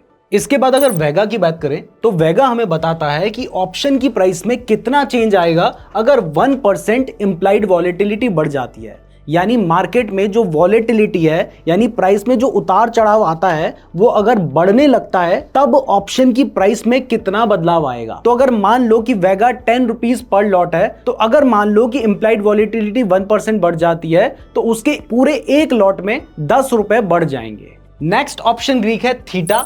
थीटा हमें बताता है कि जैसे जैसे टाइम बढ़ता चला जाता है वैसे वैसे ऑप्शन की जो प्रीमियम है उसमें कितना इंपैक्ट पड़ता है। यानी मैंने आपको बताया कि जैसे जैसे टाइम कम होता जाता है वैसे वैसे ऑप्शन की जो प्राइस होती है उसमें टाइम वैल्यू घटती जाती है, तो वही हमें थीटा बताता है। और जो टाइम डिके है उसे हम थीटा डिके भी कहते हैं। और इसके बाद जो 5th ऑप्शन ग्रीक है वो है रो। रो उतना इंपॉर्टेंट नहीं है क्योंकि ये हमें बताता है कि अगर इंटरेस्ट रेट्स में चेंज आएगा तो उस केस में ऑप्शन की प्राइस में कितना चेंज आ सकता है।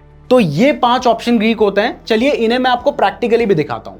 तो यहां पर मैं सेंसिबल की वेबसाइट में आया हूं और यहां पर मैंने निफ्टी की 20 जून की ऑप्शन चेन खोल रखी है। और जब आप सेंसिबल में ऑप्शन चेन खोलते हैं तो नीचे आपको ग्रीक्स व्यू का एक ऑप्शन देखने को मिलता है। आपने इस पर टैप करना है और जैसे ही आप इस पर टैप करेंगे तो यहां पर आपको 4 ऑप्शन ग्रीक्स देखने को मिल रहे हैं। और रो मैंने आपको बताया कि वो उतना इंपॉर्टेंट नहीं है। और ये जो ऑप्शन ग्रीक है ये हमें पर क्वांटिटी के हिसाब से देखने को मिल रहे हैं। अगर आप पर लॉट के हिसाब से देखेंगे तो यहां पर आप देख सकते हैं कि ये डेटा चेंज हो जाएगा। मेरे हिसाब में पर क्वांटिटी के हिसाब से देखेंगे तो वही बेटर रहेगा। तो यहां पर आपको अलग अलग स्ट्राइक प्राइस देखने को मिल रही है। अभी बैंक निफ्टी 23,396 चल रहा है, तो आप देख सकते हैं 23,400 जो है इसको यहां पर एट द मनी माना जा रहा है। ये है इसका एट द मनी, ये वाली कॉल वाली साइड होती है, ये पुट वाली साइड होती है। अभी मैं आपको इस ऑप्शन चेन का एनालिसिस भी बताऊंगा और इससे हम एक स्टॉक का सपोर्ट रेजिस्टेंस कैसे पता कर सकते हैं ये चीजें भी मैं अभी आपको आगे बताने वाला हूं। वीडियो पसंद आ रही है तो वीडियो को लाइक जरूर कर दीजिएगा। पहले हम ऑप्शन ग्रीक्स की बात कर रहे हैं। तो यहां पर आप देख सकते हैं कि जो 23,400 है ये हमारे लिए एट द मनी है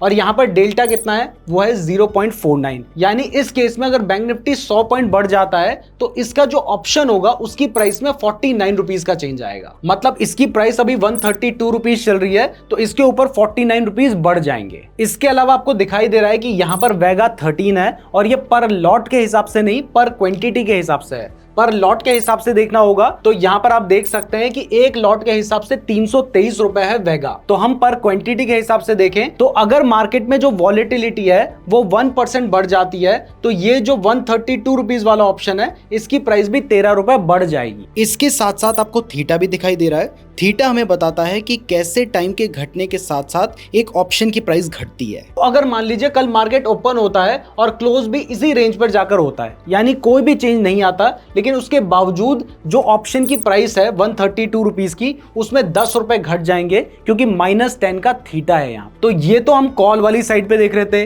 अब पुट वाली साइड पे देखें तो मैंने आपको बताया था कि पुट के केस में जो डेल्टा होता है वो माइनस में होता है। तो आप देख सकते हैं माइनस में है वो डेल्टा। थीटा तो कॉल एंड पुट दोनों ही साइड पर माइनस है क्योंकि थीटा घटता है। तो इस तरीके से आप ऑप्शन ग्रीक्स को चेक कर सकते हैं। तो अब आपको ऑप्शन ग्रीक समझ आ गए हैं तो चलिए अब ऑप्शन चेन का एनालिसिस करना भी सीखते हैं। और ये जो ऑप्शन चेन एनालिसिस है ये डायरेक्टली मैं आपको ऑप्शन चेन में ही समझाता हूं। तो ऑप्शन चेन का एनालिसिस करने के लिए हम वापस से सेंसिबल की वेबसाइट में आ चुके हैं। वैसे आप इस ऑप्शन चेन को एनएससी की वेबसाइट में भी देख सकते हैं। अब अगर आपको ऑप्शन चेन को प्रॉपर्ली देखना है तो यहाँ पर एलटीबी व्यू का एक ऑप्शन आता है, आपने इस पर क्लिक कर देना है। और अगर आपको ऑप्शन ग्रीक्स को देखना होता है तो यहाँ पर ग्रीक व्यू आपको देखने को मिलता है। तो ये जो ऑप्शन चेन है इससे हमें पता चलता है कि एक पर्टिकुलर स्ट्राइक प्राइस पर कितने जो ऑप्शन कॉन्ट्रैक्ट है उन्हें बाय या सेल किया गया है और ये बताता है हमें ओपन इंटरेस्ट। ये जो OI है इसको ओपन इंटरेस्ट कहा जाता है और ये कॉल एंड पुट दोनों साइड के लिए अलग अलग होता है। और इस ओपन इंटरेस्ट का एनालिसिस करके हम एक स्टॉक के या इंडेक्स के लेवल्स पता कर सकते हैं। तो चलिए अब देखते हैं कि ये पता कैसे करना है। लेकिन उससे पहले बता दूं कि इस डेटा को हम ऑप्शन बायर के पर्सपेक्टिव से नहीं बल्कि ऑप्शन सेलर के पर्सपेक्टिव से देखते हैं। और मैंने आपको शुरू में ही बताया था कि अगर आप एक कॉल ऑप्शन बायर हैं तो इस केस में आपको प्राइस बढ़ने से प्रॉफिट होगा, लेकिन अगर आप एक कॉल ऑप्शन सेलर हैं तो इस केस में प्राइस गिरने से आपको प्रॉफिट होगा। और इसका उल्टा अगर आप एक पुट ऑप्शन बायर हैं तो इस केस में आपको प्राइस गिरने से प्रॉफिट होगा। और अगर आप एक पुट ऑप्शन सेलर हैं तो इस केस में आपको प्राइस बढ़ने से प्रॉफिट होगा। तो अब जब हम इस डेटा को सेलर के पर्सपेक्टिव से देख रहे हैं तो हमें यह समझना है कि सेलर एक ऑप्शन को कहां पर ज्यादा सेल करेगा। वो वहां पर ज्यादा सेल करेगा जहां पर उसे लगता है कि ये एक इंपॉर्टेंट लेवल हो सकता है। तो सबसे पहले कॉल की बात करते हैं। तो कॉल के केस में आपको आउट ऑफ द मनी में सबसे ज्यादा ओपन इंटरेस्ट कहां पर देखने को मिल रहा है। तो एक तो सबसे ज्यादा ओपन इंटरेस्ट आपको 23,500 में देखने को मिल रहा है। उसके बाद सबसे ज्यादा ओपन इंटरेस्ट आपको 24,000 के लेवल पे देखने को मिल रहा है। यानी ये जो 23,500 का लेवल है इस लेवल पे बहुत ज्यादा कॉल ऑप्शन को सेल किया गया है। उसके बाद 24,000 के लेवल पर भी कॉल ऑप्शन को बहुत ज्यादा सेल किया है। तो ये दोनों जो लेवल होंगे ये एक स्ट्रॉन्ग रेजिस्टेंस की तरह काम करेंगे। और अगर हम पुट वाली साइड पे देखें तो यहां पर आपको सबसे ज्यादा ओपन इंटरेस्ट, ये जो बार्स हैं इनसे हमें पता चलता है कि ज्यादा ओपन इंटरेस्ट कहां पर है। तो वो जो सबसे ज्यादा ओपन इंटरेस्ट है वो सबसे पहले तो आपको 23,400 पे देखने को मिल रहा है, उसके बाद 23,000 पे देखने को मिल रहा है और इवन 23,300 पे भी आपको अच्छा खासा ओपन इंटरेस्ट देखने को मिल रहा है। यानी यहां पर 23,400 और 23,300 का जो लेवल है ये आपके लिए स्ट्रॉन्ग सपोर्ट की तरह काम करेंगे। और उसके बाद सबसे स्ट्रॉन्ग सपोर्ट जो आपके पास होगा वो होगा 23,000 का। तो एक तो ऑप्शन चेन को एनालाइज करके हमने यहां पर स्ट्रॉन्ग लेवल्स पता कर लिए हैं। अब इसके बाद अगर आपको और ज्यादा चीजें पता करनी है तो यहां पर आपको एनालाइज वाले सेक्शन पे जाना है और यहां पर आपको ओपन इंटरेस्ट का एक डेटा देखने को मिल रहा है तो आपने इस पे क्लिक कर देना है। अब जैसे ही आप इस पे क्लिक करते हैं तो यहां पर आपको एक्सपायरी चूज करने का भी ऑप्शन देखने को मिल रहा है। तो यहां से आप अपनी एक्सपायरी चूज कर सकते हैं। तो मैंने 20 जून की एक्सपायरी को सेलेक्ट कर लिया है। तो यहां पर आपको जो बड़े बड़े ग्रीन कलर्स के बार देखने को मिल रहे हैं वो आपके लिए एक स्ट्रॉन्ग सपोर्ट होगा और जो बड़े बड़े आपको रेड कलर के बार्स देखने को मिल रहे हैं वो आपके लिए एक स्ट्रॉन्ग रेजिस्टेंस होगा। तो यहां पर आपको 23,500 पे एक अच्छा खासा रेजिस्टेंस देखने को मिल रहा है और यहां पर आपको जो सपोर्ट है वो 23,300 पे देखने को मिल रहा है। इसके अलावा यहां पर एक शो OI करके एक और ऑप्शन होता है, आपने इस पे क्लिक कर देना है और जैसे आप इस पे क्लिक करेंगे तो यहां पर आपको दिखाई देगा कि कौन सी ऐसी स्ट्राइक प्राइस है जिस पे जो ओपन इंटरेस्ट है वो बड़ा है। तो यहां पर हमें दिखाई देता है कि जो 23,500 है ना, यहां पर जो कॉल का ओपन इंटरेस्ट है वो बहुत ज्यादा बढ़ रखा है। तो इसका मतलब क्या है, इसका मतलब है कि जो सेलर्स हैं उनको लगता है कि मार्केट 23,500 पर नहीं जा पाएगा। तो यहां से आप कंफर्म हो सकते हैं कि इस एक्सपायरी तक जो कि है 20 जून की, मार्केट के 23,500 से पार जाने के जो चांसेस हैं वो कम है। इसके अलावा यहां पर आपको एक और चीज देखने को मिलती है जो कि है पीसीआर यानी पुट कॉल रेशियो। ये जो पुट कॉल रेशियो है, इससे भी हम मार्केट का जो मूड है उसको समझ सकते हैं, और वो समझने के लिए मैं वापस से आपको अपनी पीडीएफ के पास लेके चलता हूं। और यहां पर आप देख सकते हैं कि हमने लिखा है कि अगर पीसीआर रेशियो 1 से 1.3 के बीच में है तो माना जाता है कि मार्केट अप ट्रेंड में है। अगर 1.3 से ज्यादा है तो वहां पर ट्रेंड रिवर्स होने के चांसेस होते हैं। कब रिवर्स होगा ये कहा नहीं जा सकता, लेकिन चांसेस होते हैं। और अगर पीसीआर रेशियो 0.7 से 1 है तो यहां पर मार्केट डाउन ट्रेंड में है, और अगर वो 0.7 से नीचे चला गया है तो यहां पर ट्रेंड रिवर्स होने के चांसेस होते हैं। तो हमने देखा कि ये जो पीसीआर रेशियो है वो अभी कितना चल रहा है, वो हमारा चल रहा है 0.86, यानी अभी मार्केट डाउन ट्रेंड में है। इसके साथ ही हमें दिखाई दे रहा है कि जो 23,500 है, इस स्ट्राइक प्राइस में जो कॉल का ओपन इंटरेस्ट है वो बड़ा है, यानी यहां पर जो मार्केट है वो बिल्कुल अपने रेजिस्टेंस के पास है। यानी अभी के एनालिसिस के अकॉर्डिंग 20 जून तक मार्केट के इस स्ट्राइक प्राइस से नीचे ही रहने के चांसेस हैं। तो इस तरीके से आप ऑप्शन चेन का एनालिसिस करके काफी चीजें मार्केट के बारे में पता कर सकते हैं। तो ऑप्शन बाइंग के बारे में हमने बहुत सारी चीजें ऑलरेडी डिस्कस कर ली है। तो चलिए अब ऑप्शन सेलिंग के बारे में मैं आपको कुछ चीजें बताता हूं, और उसके बाद मैं आपको एक लाइव ट्रेड भी करके दिखाऊंगा, और इसके साथ ही मैं ऑप्शन ट्रेडिंग की कुछ स्ट्रेटजीज भी आपको इस वीडियो में बताऊंगा। तो देखो, ऑप्शन बायर और ऑप्शन सेलर के प्रॉफिट में ना बहुत डिफरेंस होता है। जब आप एक ऑप्शन को बाय करते हैं, यानी जब आप एक ऑप्शन बायर होते हैं, तो उसके लिए आप एक प्रीमियम पे करते हैं, जो कि एग्जाम्पल के लिए मान लेते हैं कि 50 रुपीज का है। तो ये 50 रुपए का प्रीमियम देकर आप अनलिमिटेड प्रॉफिट अर्न कर सकते हैं, क्योंकि मान लीजिए आपने 3300 का कॉल ऑप्शन बाय कर रखा है किसी भी स्टॉक का, तो उसकी जो प्राइस है वो तो 3400, 3500, 4000, 5000 कितनी भी जा सकती है। यानी आप इस 50 रुपए को पे करके कितना भी प्रॉफिट कमा सकते हैं एज एन ऑप्शन बायर। और अगर आपको लॉस होगा तो सिर्फ ये 50 रुपीज का ही होगा, क्योंकि एज एन ऑप्शन बायर आपके पास राइट होता है किसी पर्टिकुलर एसेट को खरीदने का, वो आपकी ऑब्लिगेशन नहीं है। लेकिन ऑप्शन सेलर की ऑब्लिगेशन होती है, जिस वजह से ही उसको 50 रुपीज का प्रीमियम पे किया जाता है। तो इसका मतलब है कि जो ऑप्शन सेलर है ना, उसका जो प्रॉफिट है वो सिर्फ लिमिटेड होता है, और वो लिमिट कितनी है, वो उतनी है जितना प्रीमियम आपने पे किया है। जबकि उसको जो लॉस हो सकता है वो अनलिमिटेड हो सकता है। बट जब ऑप्शन सेलर को पता है कि उसको प्रॉफिट तो लिमिटेड होगा 50 रुपए का, लेकिन लॉस अनलिमिटेड हो सकता है, तो फिर कोई किसी ऑप्शन को सेल क्यों करेगा। तो इसके पीछे का रीजन है कि जो ऑप्शन बायर है उसके प्रॉफिट अर्न करने की जो प्रोबेबिलिटी होती है वो होती है 33%, जबकि जो ऑप्शन सेलर है उसके प्रॉफिट अर्न करने की जो प्रोबेबिलिटी होती है वो होती है 66%। क्योंकि अगर मान लीजिए आप एक कॉल ऑप्शन बायर हैं, तो तब जब मार्केट बढ़ेगा तभी आपको प्रॉफिट होगा, अगर मार्केट गिरता है तब भी आपको लॉस होगा, और अगर मार्केट ना तो बढ़ता है ना तो गिरता है, यानी मार्केट साइडवेज रहता है, तो इस केस में भी थीटा की वैल्यू कम होने की वजह से आपको लॉस हो जाएगा। जबकि अगर आप एक कॉल ऑप्शन सेलर हैं तो यहां पर थीटा आपके फेवर में काम करेगा। अगर मार्केट गिरेगा तब तो आपको प्रॉफिट होगा ही, लेकिन अगर मार्केट कहीं नहीं भी जाता है और साइडवेज रहता है तो उस केस में भी, क्योंकि टाइम घटता जा रहा है, तो आपको तब भी प्रॉफिट होगा। इस वजह से लोग ऑप्शन सेलिंग करते हैं, और जनरली जो ऑप्शन सेलिंग की जाती है वो रिटेल ट्रेडर्स बहुत कम करते हैं। जो बड़े बड़े इंस्टीट्यूशंस होते हैं वो जनरली ऑप्शन सेलिंग करते हैं, क्योंकि एक ऑप्शन को सेल करने के लिए बहुत ज्यादा कैपिटल की जरूरत होती है। अगर आप कोई ऑप्शन बाय करना चाहते हैं तो उसका एक लॉट आपको 2000, 3000, 4000 या 5000 में आराम से मिल जाता है। लेकिन अगर आप उसी ऑप्शन को सेल करना चाहते हैं तो यहां पर उस ऑप्शन को सेल करने के लिए हो सकता है कि आपको 1 लाख या 1.5 लाख रुपए की जरूरत पड़े। तो चलिए अब मैं आपको ऑप्शन ट्रेडिंग की जो पॉपुलर स्ट्रेटजीज हैं उनके बारे में बताता हूं, और उसको मैं आपको प्रैक्टिकली दिखाता भी रहूंगा, और इसके बाद मैं आपको एक लाइव ट्रेड लेकर भी दिखाऊंगा, ताकि आपको प्रैक्टिकली समझ आए कि किस तरीके से ट्रेड लिया जाता है।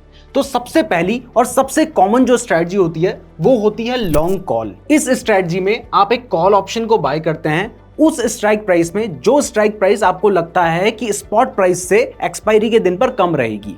प्रैक्टिकली इसको समझ लेते हैं। जैसे अगर मैं आपको दिखाऊं तो अभी चल रहा है बैंक निफ्टी 49,990 के आसपास, तो इसकी जो नेक्स्ट एक्सपायरी है वो हमें दिखाई दे रहा है कि वो है 19 जून को। तो अगर आपको लगता है कि 19 जून को बैंक निफ्टी 50,000 से ऊपर ही रहेगा तो आप 50,000 का कॉल ऑप्शन बाय कर सकते हैं, जिसको बाय करने के लिए आपको ऊपर सर्च करना है बैंक निफ्टी और यहां पर 50,000 का आपको कॉल ऑप्शन बाय करना है, तो आप 50,000 लिखेंगे। तो जैसे ही आप 50,000 लिख देंगे तो यहां पर आपको दिखाई दे रहा है 19 जून 2024 50,000 का कॉल ऑप्शन। अब जैसे ही आप इस पर क्लिक करते हैं तो आपको दिखाई दे रहा है कि इसकी जो प्राइस चल रही है वो चल रही है 291 रुपीज। अब अगर आपको इसको बाय करना है तो यहां पर बाय का आपको ऑप्शन देखने को मिल रहा है, आपने उस पर क्लिक कर देना है और जैसे ही आप उस पर क्लिक कर देंगे तो उसके बाद यहां पर आप जितने लॉट्स बाय करना चाहते हैं वो आप कर सकते हैं। जैसे अगर आप एक लॉट बाय करना चाहते हैं तो ये हमें 4,368 रुपए का पड़ रहा है और आज में इसकी जो प्राइस है वो अभी तक 7% बढ़ चुकी है, जबकि मार्केट ओपन हुए अभी लगभग 2.5 घंटे ही हुए हैं। अब इसकी जगह पर अगर मान लीजिए आपको लगता है कि 19 जून के दिन जो बैंक निफ्टी है वो 51,000 से भी आगे रहेगा, तो आप तब भी 50,000 को भी बाय कर सकते हैं, 50,100 को भी बाय कर सकते हैं, 51,000 को भी बाय कर सकते हैं। अब इसके बाद यहां पर हमें ऑप्शन ट्रेडिंग की जो सेकंड स्ट्रेटजी देखने को मिल रही है वो है बुल कॉल स्प्रेड। इस स्ट्रेटजी में हमें एक एटीएम कॉल ऑप्शन को बाय करना होता है और एक out of the money call option को सेल करना होता है। इससे क्या होगा कि आपका जो लॉस होगा वो भी लिमिटेड हो जाएगा और आपका जो प्रॉफिट होगा वो भी लिमिटेड हो जाएगा। ये वाली जो स्ट्रेटजी मैंने आपको बताई थी, इसमें आप जितना भी पैसा देंगे वो सारा का सारा डूब भी सकता है और वो कितना भी बढ़ सकता है। लेकिन इस वाली स्ट्रेटजी में आपको जो पैसा होगा वो लिमिटेड ही जाएगा और अगर आएगा तो वो भी लिमिटेड ही आएगा, क्योंकि यहां पर आप एक eight the money call option को बाय कर रहे हैं और यहां पर आप एक out of the money call option को सेल कर रहे हैं। तो जब आप एक कॉल ऑप्शन को बाय करते हैं वहां पर आपका जो प्रॉफिट होता है वो अनलिमिटेड हो सकता है और लॉस लिमिटेड होता है, जितना पैसा आपने दिया है उतना ही। जबकि जब आप एक कॉल ऑप्शन को सेल करते हैं तो यहां पर आपको जो लॉस हो सकता है वो अनलिमिटेड हो सकता है, लेकिन जो प्रॉफिट होगा वो लिमिटेड होगा। जैसे अगर मान लो कि कोई स्टॉक है जो आपको लगता है कि एक्सपायरी के दिन उसकी प्राइस 1550 रुपए के आसपास रह सकती है, तो इस केस में आप एक 1400 का कॉल ऑप्शन बाय कर सकते हैं और एक 1700 का कॉल ऑप्शन आप सेल कर सकते हैं। तो अब ये करना कैसे होता है, चलिए वो भी देख लेते हैं। तो इसके लिए हम आ गए हैं, यहां पर ऑप्शन वाला सेक्शन होता है। इसमें आने के बाद यहां पर बैंक निफ्टी में आप जाइए, यहां पर आपको कॉल का सेक्शन देखने को मिल रहा है, यहां पर पुट का सेक्शन देखने को मिल रहा है। अभी मैं एंजल वन का ऐप यूज कर रहा हूं, आप कोई दूसरा ट्रेडिंग ऐप यूज करते हैं तो हो सकता है वहां पे दूसरे फीचर हो और वहां पर आपको सर्च करके जाना हो, लेकिन एंजल वन में आपको सर्च करने की जरूरत नहीं है। यहां पर जितनी भी स्ट्राइक प्राइस है वो आपको एक जगह पर देखने को मिल जाती है। तो आपको दिखाई दे रहा है कि अगर मुझे बैंक निफ्टी में कॉल ऑप्शन को बाय करना है तो ये मुझे दिखाई दे रहा है कि 50,000 एट द मनी चल रहा है, तो मैं 50,000 का एक जो कॉल ऑप्शन है इसको मैं बाय कर सकता हूं, जो कि मुझे 4,664 रुपीस का मिलेगा। और इसके साथ ही मैं एक out of the money option को, जैसे कि 50,200 या 50,300 के कॉल ऑप्शन को यहां पर मैं सेल कर सकता हूं। तो अभी यहां पर आपको दिखाई दे रहा है कि इसको सेल करने के लिए आपको 92,000 रुपीस की जरूरत है, लेकिन ऐसा इसलिए है क्योंकि मैंने कॉल ऑप्शन को बाय नहीं कर रखा है। अगर मैंने कॉल ऑप्शन पहले बाय कर लिया और उसके बाद मैं सेल करने जाऊंगा तो वहां पर हमारी जो मार्जिन रिक्वायरमेंट होती है वो बहुत कम हो जाती है और आप सेलिंग भी 15 से 20 हजार रुपए में कर सकते हैं। तो ये थी हमारी दूसरी स्ट्रेटजी। अब इसके बाद जो तीसरी स्ट्रेटजी है वो है बुल पुट स्प्रेड। तो इस स्ट्रेटजी में आपको एक पुट ऑप्शन को सेल करना होता है और उसके बाद एक पुट ऑप्शन को बाय करना होता है थोड़ी लोअर स्ट्राइक प्राइस का। जैसे अगर आपको लगता है कि जो स्टॉक है उसकी प्राइस 1000 से 1200 रुपए के बीच में रह सकती है, तब आप 1200 रुपए का जो पुट ऑप्शन है उसको सेल कर सकते हैं और 800 रुपए का जो पुट ऑप्शन है उसको बाय कर सकते हैं। अब यहां पर एक चीज मैं क्लियर कर दूं कि ये जो 1200 रुपए मैं बोल रहा हूं ये मैं स्ट्राइक प्राइस की बात कर रहा हूं, अमाउंट की बात नहीं कर रहा हूं या प्रीमियम की बात नहीं कर रहा हूं। और ये मैं 800 रुपए जो बोल रहा हूं ये मैं स्ट्राइक प्राइस की बात कर रहा हूं। तो अगर मान लीजिए आप इस स्ट्रेटजी को अप्लाई करते हैं और 1200 रुपए के प्राइस पे आप एक पुट ऑप्शन को सेल कर देते हैं, तो जब आपने एक पुट ऑप्शन को सेल किया है तो हो सकता है कि उसको बाय करने के लिए किसी ने 1000 रुपए का प्रीमियम दिया होगा। तो यहां पर आपको जो प्रॉफिट हो सकता है वो मैक्सिमम 1000 रुपए का हो सकता है और लॉस कितना भी हो सकता है। तो अगर आप इतना बड़ा रिस्क नहीं उठाना चाहते हैं 1000 रुपए कमाने के लिए, अनलिमिटेड रिस्क, तो इसके साथ ही आपने 800 रुपए का एक पुट ऑप्शन बाय भी कर लिया है, जिसको बाय करने के लिए मान लेते हैं कि आपने 700 रुपए दे रखे होंगे या 800 रुपए की स्ट्राइक प्राइस की मैं बात कर रहा हूं। तो यहां पर आप 1000 रुपए कमा सकते हैं, यहां पे आपने 700 रुपए पे किए हैं। तो इस केस में क्या होगा कि अगर मान लीजिए मार्केट बहुत ज्यादा गिर जाता है तो ये जो 700 वाली स्ट्राइक प्राइस है ये तो 1400 रुपए की हो जाएगी, यानी यहां पर आपको 700 रुपए का प्रॉफिट होगा। लेकिन इस केस में जहां पर आपने ऑप्शन को सेल किया है उस जगह पर हो सकता है कि आपको सिर्फ 300 रुपए का लॉस हो, तो ओवरऑल आपको 400 रुपए का प्रॉफिट तब भी हो जाएगा। तो जितनी भी स्ट्रेटजीज ऐसी होती हैं जिसमें हम एक ऑप्शन को बाय कर रहे हैं, दूसरे ऑप्शन को सेल कर रहे हैं, तो वहां पर हम बीच में जो मार्जिन होता है उसको कमाने की कोशिश करते हैं। अब ये वाली जो स्ट्रेटजी है हमारी बुल पुट स्प्रेड, ये मैं आपको एंजल वन में दिखा भी देता हूं। तो इसके लिए मैं एंजल वन में जाने के बाद ऊपर ऑप्शंस का एक सेक्शन है, इस पे जाता हूं और यहां पर जाने के बाद एक स्ट्रेटजी वाला सेक्शन भी अब आ गया है। उस सेक्शन में जाने के बाद यहां पर आपको बहुत सारी स्ट्रेटजी देखने को मिल रही है, जैसे बुल कॉल स्प्रेड, जो स्ट्रेटजी मैं आपको आगे बताऊंगा। तो इस पे आप क्लिक करेंगे तो यहां पर आपको बुल पुट स्प्रेड स्ट्रेटजी भी देखने को मिल रही है। आप इसको अप्लाई कर दीजिए। अब जैसे ही आप इसको अप्लाई करते हैं तो यहां पर ऑटोमेटिकली आपके लिए वो स्ट्रेटजी बन रखी है। ये वाली जो स्ट्रेटजी बनी है ये हमारी निफ्टी में बनी हुई है। अगर आप इसको चेंज करना चाहते हैं, आप बैंक निफ्टी की स्ट्रेटजी देखना चाहते हैं, तो आपने बैंक निफ्टी सेलेक्ट कर लिया। तो यहां पर आपको दिखाई दे रहा है कि जैसे मान लो आप इस स्ट्रेटजी को अप्लाई करना चाहते हैं तो यहां पर आप 50,000 के पुट ऑप्शन को सेल कर रहे हैं और एक 49,800 के पुट ऑप्शन को आप बाय कर रहे हैं। तो इसमें आपका जो मैक्सिमम प्रॉफिट हो सकता है वो 1210 रुपए का हो सकता है, यानी वो लिमिटेड हो गया है। और मैक्सिमम जो लॉस हो सकता है वो 1783 रुपए का हो सकता है। और इस स्ट्रेटजी को अप्लाई करने के लिए आपको 20,470 रुपए की जरूरत होगी। अब इसको जैसे ही मैं अप्लाई करता हूं तो यहां पर आपको दिखाई दे रहा है कि जैसे ही मैं इस स्ट्रेटजी को प्लेस करूंगा तो इसके लिए मुझे 20,000 रुपए चाहिए होंगे और ये जो सारे ऑर्डर्स हैं ये मेरे ऑटोमेटिकली अप्लाई हो जाएंगे। अब इसके बाद जो हमारी नेक्स्ट स्ट्रेटजी है वो है शॉर्ट पुट। अगर मान लीजिए आपको लगता है कि मार्केट बढ़ेगा तो या तो आप कॉल ऑप्शन को बाय कर सकते हैं या फिर आप पुट ऑप्शन को सेल भी कर सकते हैं। ये मैंने आपको पहले भी बताया है कि अगर आप पुट ऑप्शन को सेल करेंगे तो वहां पर आपको प्रॉफिट होने की जो प्रोबेबिलिटी होगी वो 66% होगी, लेकिन आपको जो प्रॉफिट होगा वो लिमिटेड हो सकता है, बट जो लॉस होगा वो अनलिमिटेड हो सकता है। लेकिन यहां पर प्रोबेबिलिटी ज्यादा रहती है, तो ज्यादातर केस में ऑप्शन सेलर्स जो होते हैं वो पैसा कमाते हैं। अब इसके बाद हम बियरिश ऑप्शन ट्रेडिंग स्ट्रेटजीज को समझते हैं। तो इसमें सबसे पहली स्ट्रेटजी है लॉन्ग पुट, जिसमें आप पुट ऑप्शन को बाय करते हैं। उसके बाद अगर प्राइस गिरेगी तो आपको प्रॉफिट होगा और प्राइस बढ़ेगी तो आपको नुकसान होगा। जैसे मान लो कोई स्टॉक है जिसमें आपने 1000 रुपए की स्ट्राइक प्राइस का पुट ऑप्शन बाय कर लिया है, तो इस केस में अगर उस स्टॉक की प्राइस गिरती है तो ये जो ऑप्शन है इसकी प्राइस बढ़ेगी और आपको प्रॉफिट हो जाएगा। अब इसके बाद जो हमारी नेक्स्ट स्ट्रेटजी है वो है बियर पुट स्प्रेड। इस स्ट्रेटजी में हम एक इन द मनी पुट ऑप्शन को बाय करते हैं और एक out of the money put option को सेल करते हैं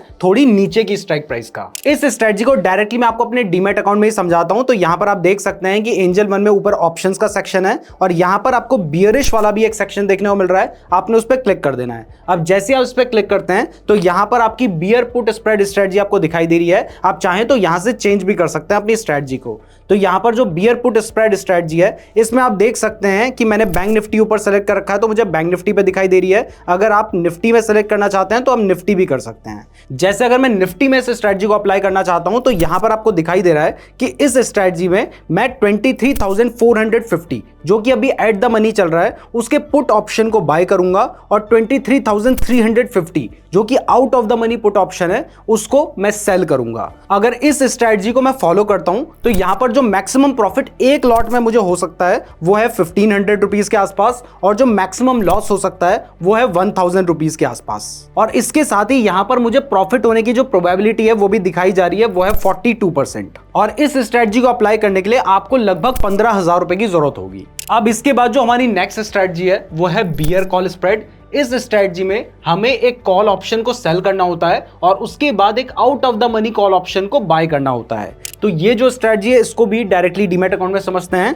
तो बियर कॉल स्प्रेड जो स्ट्रेटजी है ये क्योंकि एक बियरिश स्ट्रेटजी है तो हमने ऊपर से बियरिश सेलेक्ट कर लिया है और यहां पर आपको दिखाई दे रहा है बियर कॉल स्प्रेड। आप इसको अप्लाई कर दीजिए। अब जैसे ही आप अप्लाई करते हैं तो ये स्ट्रेटजी अगर मान लीजिए आपको फिन निफ्टी में अप्लाई करनी है तो यहां से फिन निफ्टी सेलेक्ट कर लोगे तो आपको दिखाई दे रहा है कि फिन निफ्टी की जो एक्सपायरी है वो 18 जून पर है। अब यहां पर आपको ये स्ट्रेटजी दिखाई दे रही है, आप इस पर क्लिक कीजिए। जैसे आप इस पर क्लिक करते हैं तो आपको दिखाई दे रहा है कि इसमें आपको जो मैक्सिमम प्रॉफिट हो सकता है वो है 1658 रुपए का, जो मैक्सिमम लॉस हो सकता है वो है लगभग 2300 रुपए का, और यहां पर प्रॉफिट होने की जो प्रोबेबिलिटी है वो 55% है। और इसमें आपको क्या करना होगा, आपने 22,400 का कॉल ऑप्शन जो कि eight the money call option है उसको सेल करना होगा, और 22,500 का कॉल ऑप्शन जो कि out of the money call option है उसको आपने बाय करना होगा। तो इससे क्या हो रहा है, इससे आपका जो लॉस हो रहा है वो भी लिमिटेड हो जा रहा है, मतलब इससे ज्यादा लॉस आपको हो ही नहीं सकता, और जो प्रॉफिट है वो भी लिमिटेड हो जा रहा है, लेकिन प्रॉफिट होने की जो प्रोबेबिलिटी है वो बढ़ जा रही है।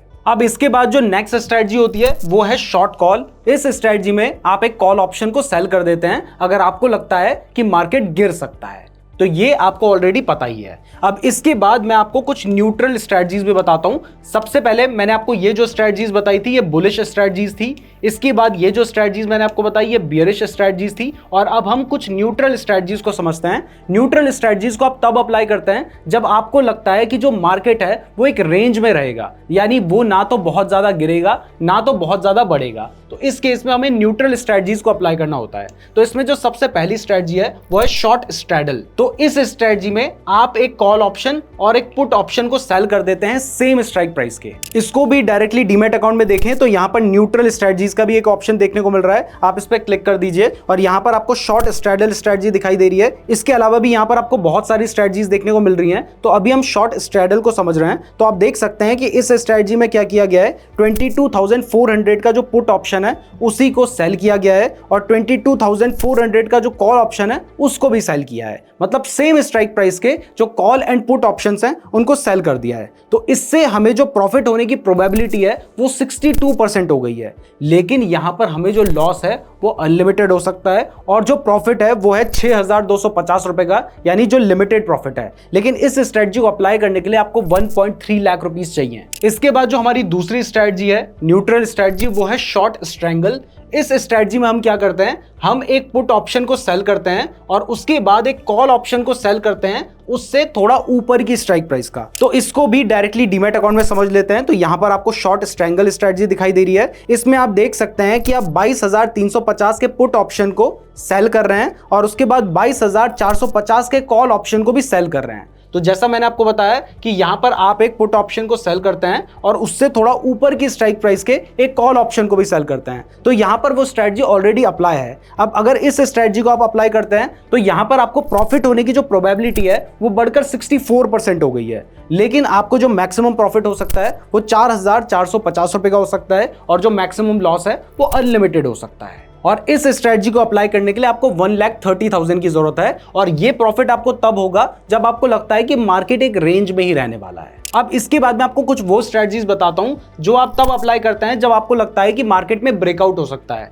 तो इसमें जो सबसे पहली स्ट्रेटजी है वो है लॉन्ग स्ट्रैडल। इस स्ट्रेटजी के ऊपर मैंने लगभग 3 साल पहले एक वीडियो सेपरेट बना रखी है, उसमें मैंने ट्रेड लेकर भी दिखाया था। तो इसमें आप क्या करते हैं, आप एक कॉल ऑप्शन को बाय करते हैं और एक पुट ऑप्शन को सेल करते हैं, वो भी सेम स्ट्राइक प्राइस के।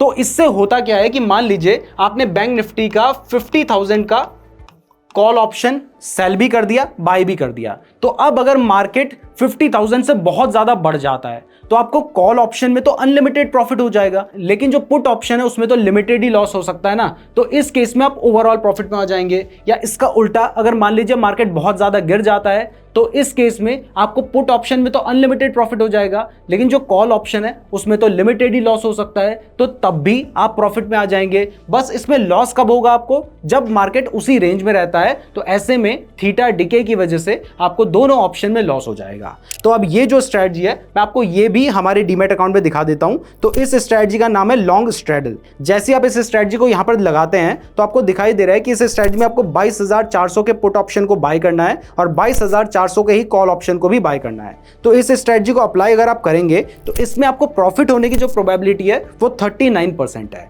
जिसमें आपको जो मैक्सिमम लॉस हो सकता है, हम मैक्सिमम की बात कर रहे हैं, वो है 6,272 रुपए, लेकिन जो प्रॉफिट हो सकता है वो अनलिमिटेड हो सकता है। और इस स्ट्रेटजी को अप्लाई करने के लिए आपको 6,286 रुपए की जरूरत है। इसके अलावा भी बहुत सारी स्ट्रेटजीज हैं जिनको अगर आप एंजल वन के डीमैट अकाउंट को यूज करते हैं तो ये स्ट्रेटजीज को देखने के लिए आपको सबसे पहले वॉच लिस्ट में जाना है। वॉच लिस्ट में जाने के बाद ऊपर आपको ऑप्शंस वाला एक सेक्शन देखने को मिल रहा है, आपने उस पर चले जाना है और यहां पर फिर आपको इधर पे स्ट्रेटजी वाला सेक्शन देखने को मिल रहा है, आपने इस पर क्लिक करना है और उसके बाद बुलिश स्ट्रेटजी चाहिए तो ये बुलिश पे आप क्लिक करेंगे। उसके बाद आपको दिखाई दे रहा है कि इतनी सारी बुलिश स्ट्रेटजीज हैं जिनमें आपको लगता है कि मार्केट बढ़ सकता है। अगर आपको लगता है कि मार्केट गिर सकता है तो ऐसे में आपको बियरिश स्ट्रेटजीज को फॉलो करना होता है। तो यहां पर ये सारी आपको बियरिश स्ट्रेटजीज देखने को मिल रही हैं। और अगर आपको लगता है कि मार्केट बढ़ेगा घटेगा, आपको कोई आइडिया नहीं है, तो इस केस में आप न्यूट्रल स्ट्रेटजीज को फॉलो कर सकते हैं और न्यूट्रल में भी आपको इतनी सारी स्ट्रेटजीज देखने को मिल रही हैं। तो अब आपने ऑप्शन ट्रेडिंग की बहुत सारी स्ट्रेटजीज को भी समझ लिया है, तो अब फाइनली मैं आपको एक लाइव ट्रेड लेकर दिखाता हूं।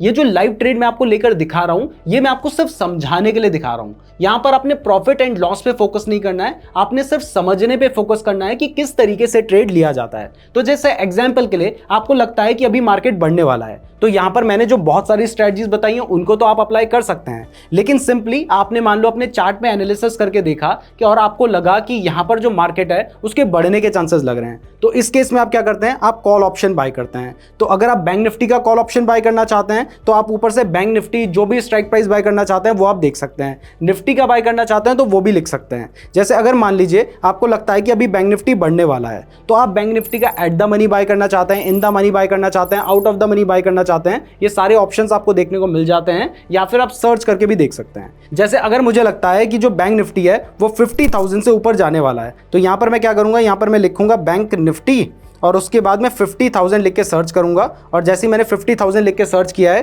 तो अगर मुझे लगता है कि मार्केट बढ़ने वाला है तो हमें कॉल ऑप्शन बाय करना होता है, तो मैं कॉल ऑप्शन पे क्लिक कर देता हूं और उसके बाद हमें बाय करने का ऑप्शन देखने को मिल रहा है, मैंने बाय पे क्लिक कर दिया है और उसके बाद जितने लॉट आप बाय करना चाहते हैं आप सेलेक्ट कर सकते हैं। तो जैसे मैं एक लॉट बाय करना चाहता हूं तो मैंने यहां पर एक लॉट सेलेक्ट कर लिया है। उसके बाद अगर आपको मार्केट प्राइस पे बाय करना है तो आप मार्केट प्राइस सेलेक्ट कर लीजिए, लिमिट प्राइस पे बाय करना है तो लिमिट प्राइस सेलेक्ट कर लीजिए और इसके बाद प्लेस बाय ऑर्डर का ऑप्शन आता है, आपने इस पे क्लिक करके कंफर्म पे क्लिक कर देना है। अब जैसे ही आप कंफर्म पे क्लिक करते हैं तो आपका जो ट्रेड है वो एग्जीक्यूट हो चुका है। आप देख सकते हैं उसमें जो भी प्रॉफिट एंड लॉस है वो आपको लाइव दिखाई दे रहा है कि मुझे 16 रुपए का प्रॉफिट चल रहा है, अभी 4 रुपए का प्रॉफिट चल रहा है, 10 रुपए का प्रॉफिट चल रहा है। यहां पर जो लॉस होगा वो भी हमें दिखाई देगा। इसके साथ ही जब भी आप ट्रेड लेते हैं तो वहां पर आपको स्टॉप लॉस भी जरूर लगाना होता है ताकि आपको बहुत ज्यादा लॉस ना हो जाए। तो जैसे मैंने 261 रुपीज पे बाय कर रखा है और मुझे लगता है कि मार्केट अगर 220 रुपीज पे आएगा तो मेरा जो ट्रेड है वो ऑटोमेटिकली एग्जिट हो जाना चाहिए ताकि मुझे लॉस ना हो। तो यहां पर स्टॉप लॉस वाले ऑप्शन पे मैं क्लिक करता हूं और उसके बाद जो प्राइस पे मुझे सेल करना है वो प्राइस मैं लिख देता हूं। तो मैंने 220 रुपीज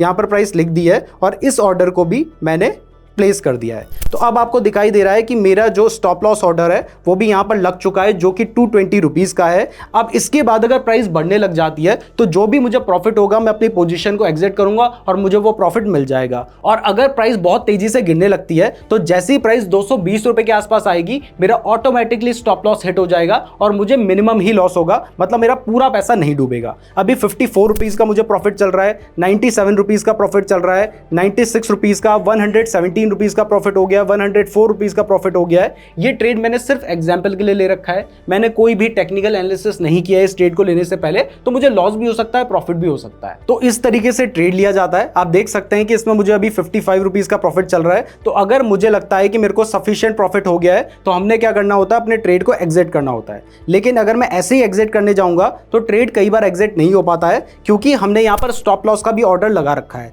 तो पहले आपको इस ऑर्डर को कैंसिल करना होगा। अगर आपका टारगेट आपको लगता है कि अचीव हो गया है तो ये ऑर्डर आपने कैंसिल कर दिया है। तो अब इसके बाद यहां पर आप एग्जिट पे जाइए और उसके बाद जैसे ही आप एग्जिट पे क्लिक करेंगे तो यहां पर आप देख सकते हैं कि मुझे 60 रुपीज का प्रॉफिट हो गया है। अब ऑब्वियसली मुझे यहां पर कुछ ना कुछ ब्रोकरेज भी पे करनी पड़ी होगी, लेकिन उसके बाद भी आपको दिखाई दे रहा है कि मुझे प्रॉफिट हुआ है। तो इस तरीके से ऑप्शन ट्रेडिंग की जाती है। ऑप्शन ट्रेडिंग के पेड कोर्स में ज्यादातर जो चीजें सिखाई जाती हैं वो हमने बिल्कुल फ्री में आपको सिखाई है। तो इसके लिए वीडियो को लाइक जरूर कर दीजिएगा, साथ ही हमारे चैनल को सब्सक्राइब भी कर देना। और अगर आप इंट्राडे ट्रेडिंग के ऊपर भी ऐसा ही एक कोर्स देखना चाहते हैं तो इसके लिए कमेंट कीजिए। इन वीडियोस को बनाने में बहुत मेहनत लगती है, तो अगर आप कमेंट करेंगे तभी हम उस वीडियो को बनाएंगे। अगर आप एंजल वन में अपना डीमैट अकाउंट खुलवाना चाहते हैं तो लिंक इस वीडियो के डिस्क्रिप्शन पे दिया है, वहां से अपना फ्री डीमैट अकाउंट जरूर खुलवा लीजिएगा। और हां, अगर आप प्रॉपर्ली ऑप्शन ट्रेडिंग करना चाहते हैं तो इसके लिए आपको candlestick patterns and chart patterns के बारे में भी सीखना चाहिए। तो कैंडलस्टिक पैटर्न्स वाली वीडियो आपको यहां पर देखने को मिल रही है, आप इस प्लेलिस्ट को जरूर देख लीजिएगा। धन्यवाद।